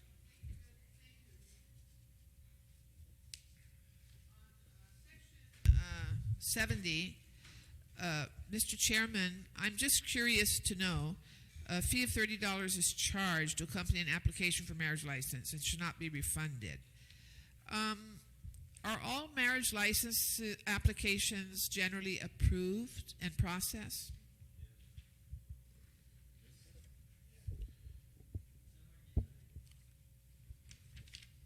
How do you know the applicants are legit? Huh? What do you mean? What do you mean legit? Is there any way that I know now that it's public health, but is there any way that government monitors to ensure that the applications are legitimate and bona fide, and that the applicants are, legitimate and bona fide? Well, as part of the requirement before is that they present a certified copy of their birth certificates and some kind of picture ID. If you are a foreigner, you must present your passport. If you've been if you were previously married, you shall furnish a certified copy of your final divorce decree or death certificate, however you dispose of your last spouse. Okay. And and then So you have in the past done some effort to verify. Oh yes. Okay. And Okay, nothing on 70, Mr. Chairman. 71, I have one though. Thank you for warning us. Okay. Section 71, Senator Guthridge. Yes, thank you. Section 71 says obligatory upon judge, the director of revenue taxation, data. That has to be changed, I guess, to director of public health and social services. But the duty of solemnizing the marriage ceremony on any day shall be obligatory upon all judges, the director of revenue taxation or the director of administration. The fee shall be. What does that mean? They have to marry people? It means that I guess you must perform a wedding ceremony if called upon to do so. It's not discretionary. I think that's what it means. If you are one of those three kinds of people. Has the director of revenue taxation ever married anybody? You have? I think the director is in fact married. Other than your wife.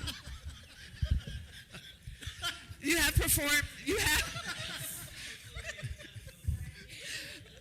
performed ceremonies, Mr. Director? Yes, I have. Okay. This is very interesting. What would happen if you didn't and you were supposed to? Would you get in trouble? Who would put you in trouble? What would happen to you? I don't think there's any penalties. No penalty. Okay. Other than guilty conscience. Okay. Yes. Thank you, Mr. Chairman.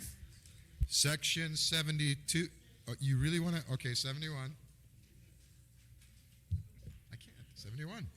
You're recognized, Senator. Yeah, Mr. Chairman, I just wanted to ask: is obligatory upon the judge, director of revenue? Is this an outdated section? Because I understand senators can marry. Is this No, it's not obligatory upon senators, and actually, senators can't marry. Only the speaker or his designee. Or is this, yeah, but where does it show where Elsewhere. Huh? Elsewhere, where there is no fee and therefore not germane to the conversation we're having at this particular time at night. I mean, the authority for the governor and for the speaker or his designees to perform weddings is contained in other sections of the law. Okay, thank you. That's all I wanted to know. Thank you.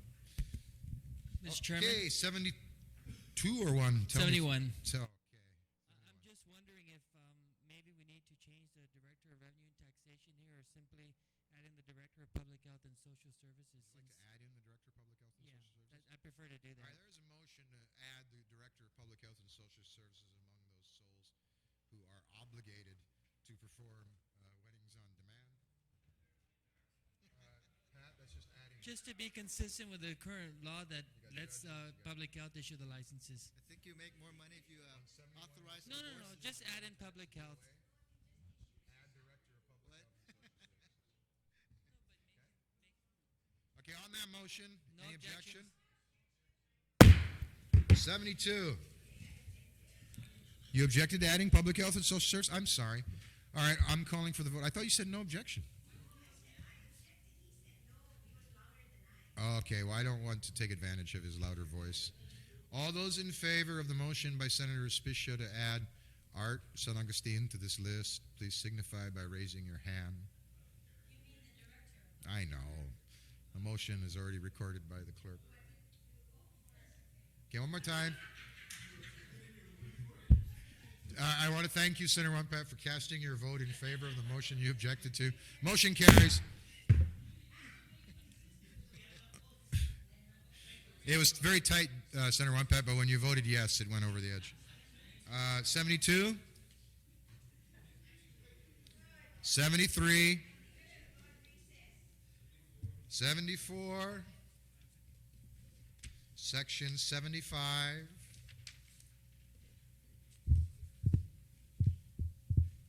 Senator Lujan.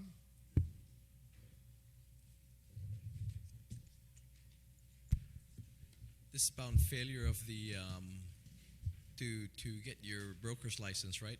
And on the second exam or something, you get $10. Jeez, man, I'd like to move that up, actually. Sir, this is way back when, in the 1960s, before it was amended. And now,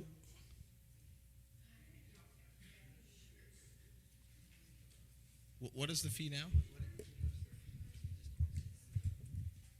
I think the new there was originally you need to have 2 examinations in order to complete the licensing for a broker. Okay. You have first the original examination, then you're issued a 1-year license, and then within that 1 year, you need to complete another examination in order to be granted a renewal broker's license.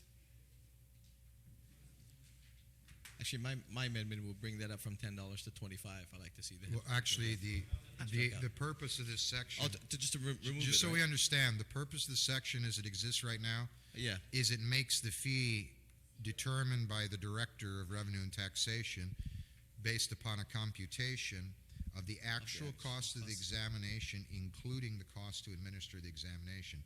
I presume that since that is a changeable cost, it allows the director to make that determination. Yes, sir. So it's fluid. That's the purpose. So if you Okay. move it to 25, you might actually make it less than what he's planning on charging.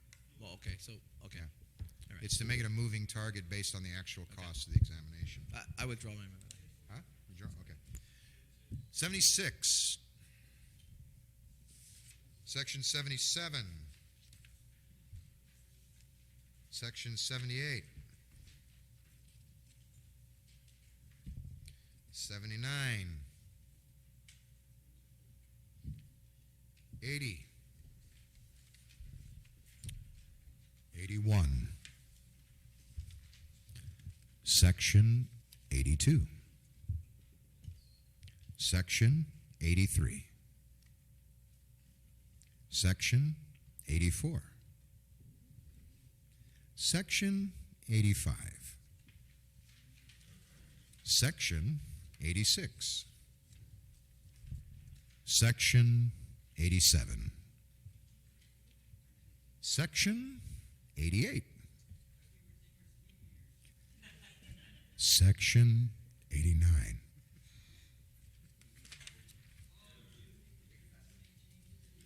Section 90.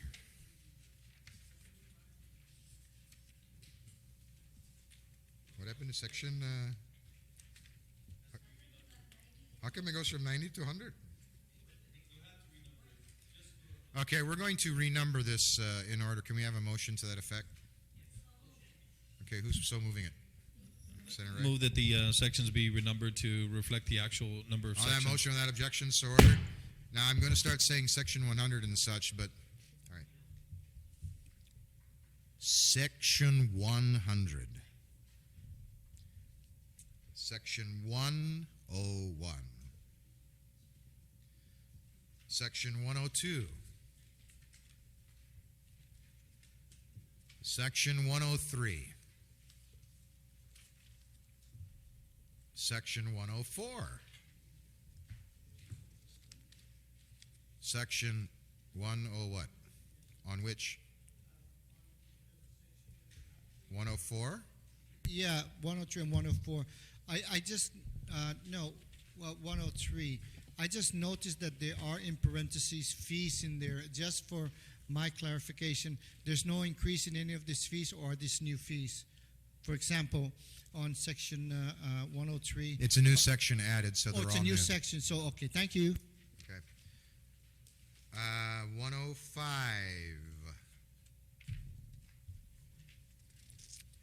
Section 106. Section 107. Section 108. Section 109. Section 110. Section 111. Section 112. Section 113. Section 114. Mr. Speaker, Sir? you know, a lot of the things that we're changing here, a lot of us do not really know the impact of what it is. And, you know, we're not really in the position to really answer or try to get any information regarding, you know, what the the impact that really you would have on every one of Is there anything you want to specifically add? fees here. So I know we're moving fast, but You have a question? there's a lot of things that are sort of requires a scrutiny by really the public as far as how it's going to be really impact people out there. Anyway, that's my general comment in terms of what we're really approving right now. What would you like to do? Would you like to ask any questions? I'm making a general statement regarding everything that we have approved so far, and what we will be going through on this the entire section here, because it covers a gamut of so many professions that I think it really needs some scrutiny. But so be it. In terms of the time itself, it's.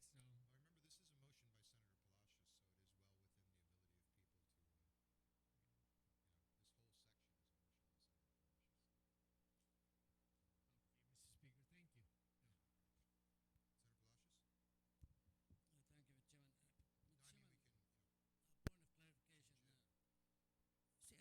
Chairman, point of clarification. See, again, this bill is actually a resubmission of what was Bill 199, which had a public hearing last year.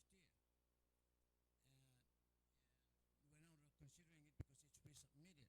But with respect to public notice, this has been under consideration. And most of this actually deal with just the fee adjustment and very little substance of the current statute. These are all existing. And what we're debating now is to adjust up a little to enhance the recovery rate. Point of order you wish to state? Yes, point of information, if I may. Point of order then, because the statement is not correct, because these are new subsections. Well, He's saying that actually, this- making an incorrect statement is not a violation of order. Thank you. So they're not all sections. These are Okay, guys, new we are subsections. starting again to go down this path of we're not actually talking about what's in front of us. So I'd like to bring us back to where we are. Where we are is section 113. How people want to ultimately vote on this is entirely up to them. It's your lookout. But right now we're discussing this thing section by section, so we're on 113. Yeah? I'd just like to ask, because it says newly adopted real property appraiser qualification criteria. When was that qualification criteria done then, that somehow it has replaced the uniform standards of professional appraisal practice? On a periodic basis, the federal government adopts criteria for the licensing of real estate appraisers, particularly for those appraisals done on federally related transactions, like, for example, getting mortgage loans for a bank, so that there is a uniformity as far as the appraisal of properties that are being financed by the bank, and with these banks that are particularly insured with the FDIC.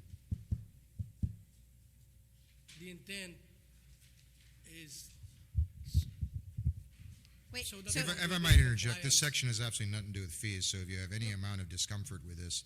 No, I just want to make sure, because if this is a federal criteria, and it says that all territories and other jurisdictions must now adopt, and that it also replaces what's currently, or what you've been practicing, was the uniform standards. That's what I'm saying. So this replaced the uniform standards now. Is that the case?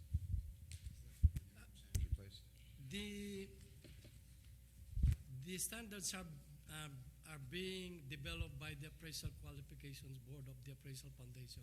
That's why we're striking out the uniform standards professional appraisal practice, because that is not the institution that approves the standards. It's yes, sir. This Senator, this is a technical correction, actually. I'm sorry, he's Is not that- on the This is a mic, so I technical cannot correction. He said it's only a technical correction. Naming the particular federal agency that approves the standards. Okay, and have you made all the necessary changes then in 22 GCA, subsection 30125? Is that the only one section in which this makes reference to it? Yes, Senator. This is the only findings that the federal auditor doing federal audit on licensed appraisers in Guam has a findings on. That's why we're trying to correct this one.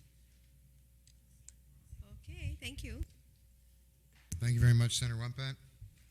Section 114.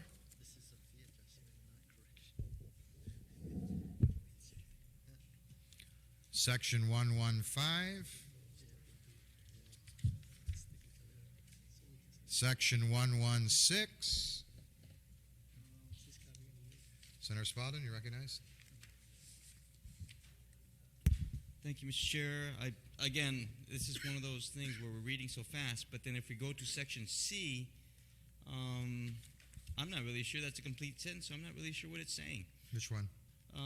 Under Section 116, under subsection C, to the extent necessary or appropriate to compute fees, a report of the value of the federal covered securities sold or offered to persons present in Guam, if the sales data are not included in records filed with Securities and Exchange Commission and payment of a fee of 1/5 of 1% of the amount true. of securities sold in the state during that previous fiscal year. Yeah, no, the sentence. I'm not really sure where it's going. The sentence has a major, major problem that cannot be corrected by a single word.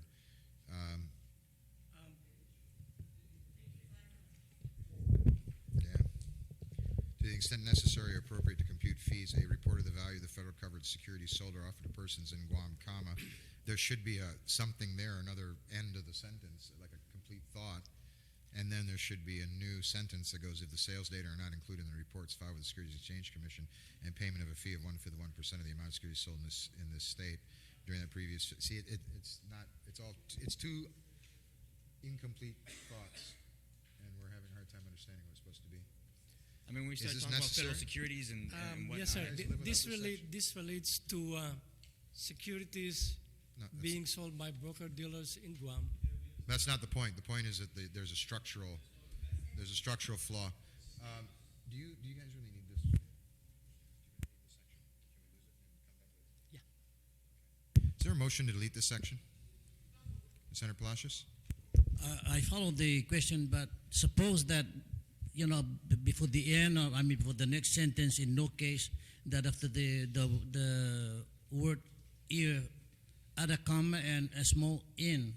I think because that disconnects the whole thing. For example, during that previous fiscal year, comma, in no case shall this fee, meaning the fee being discussed, in no case shall this fee exceed 2,000. But the sentence is in trouble long before that, Senator Palacios. I guess because it gives a lot of background up to that point, and then in actuality, the essence of this is just the last sentence. In no case shall this fee exceed 2,000. Okay. No. Let's This can always be moved as a separate piece of legislation. So, is there a motion to delete? I think the entire section 116 needs to be just really reconstructed. Yeah. So I'm asking, is there a motion to delete? Yes, section 116. Okay. Yes. Well, if we did that, what would be the impact, though? This is a new because section. the reason why I'm raising this, Mr. Speaker, is because there's no underlying on any of 116, nothing that says that. Because we're it's a new amending. section, a new subsection A3 is added. So all of this is new language. So if it's gone, it doesn't get rid of any old language. It's just new language is being added. So it's not only subsection C that we're questioning. I think the entire section 116. Yeah. Who's made the motion? No, don't so move. Make the motion. Yeah. Thank you, but, Mr. Chair. Well, the motion would be okay to delete, but can you go ahead and make the motion, but I'm still going to raise the question in terms of what effect would it have if we don't have this thing in here? None. We'll just go to the status quo because this is all a new section. I'm not going to spend an hour discussing a section that doesn't make sense.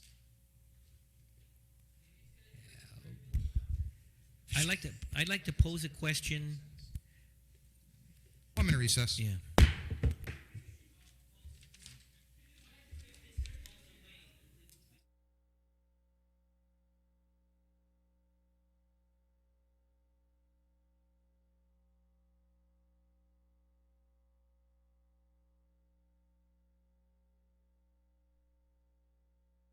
Which is actually what we're doing. And they're all administrative in nature. Number one, and I noted there 1, 2, and 3, is a new section. This, of course, would be 119. This would define the. Senator Palacios, I think what we should do is these are new sections, much like the pile of new sections we already have here. So rather than just isolate yours and start entertaining yours, we'll pick it up in the morning.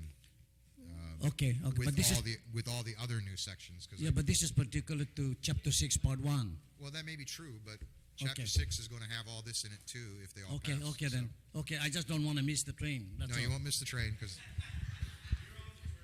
frankly, Senator Palacios, this train is hard to miss because. So okay, we've dispensed with the motion by Senator Palacios to. I mean, sorry, Senator Wampat. If they get it done in time, I mean, we're not. You know, if anybody wants to help them write it, that's up to them. But in the morning. Did we finish all of the? We're done. sections? That's it. With But on 118, I'd like to make a motion to change the $200 to 5. I'm sorry? Section 118. You want to change it from $200 to what, sir? To 500. Okay, there's a motion to increase the annual license fee for a pawnbroker from $200 to $500. Is there any objection? No objection? No objection. Senator Shimizu, you wish to speak on it? Yes, I wish to speak on it. It just we just increased that from 200 to 500. No, we haven't done it yet. We haven't Yeah, done it yet. but that's the proposal. I just wanted again to do a power check from Revenue and Tax. This is your recommendation. Am I correct? To go 100%. Yes, sir. That's your recommendation based on some sort of formulary to come up with a $200 fee, and then we're going to raise that up another 150% to 500. I just wanted to see what your feelings are on that. The 500. Okay, if I may just ask, no, but after you've done all your assessment, do you feel that the $500 would be appropriate to the industry of pawnbroking? George, I just want to know. I mean, I support that in terms of revenue. I just want to. I think that the small lending institution fee went from 250 to 500, and in essence, the pawnbroker shop is similar Okay, so to you think a it's lending appropriate then? institution. You're laying your jewelry in So you would recommend to some of us that are not knowledgeable that 500 is a fair and equitable fee? comparable to a small Comparable. lending institution. Oh, okay, thank you very much. It was just a power check. On the motion by Speaker Mpinko, any objection? What objection? The motion carries. Before we all disappear into the night, are there any other fees other than the revenue tax fees and the fire fees that land management, police? Then I guess that means, is John around still, or did he? He's gone? Okay, so we need to have land management and the police here first thing in the morning. Mr. Chairman, I'm sorry. Mr. Speaker, I've also made repeated attempts to have BVMR here. Oh, no doubt we'll ask again. Oh, Joey Calvo's out there? Okay. No, He he's was? not. Well, at this particular time, it's not it's. No, I understand. So we'll try and get those folks in the morning. What time did you guys like to reconvene? 10? We'll reconvene at 10. We'll deal with those. I think the administration has a couple of other proposals. We'll deal with those, and we'll start adding on the amendments to Chapter 6 that the members have proffered, and dealing with those as well, and try and get as much done as we possibly can. Yeah? Provided that it's done. Okay. With that, we will recess until 10 o'clock tomorrow morning, and thank everybody for staying here as late as you have tonight. Thank you very much.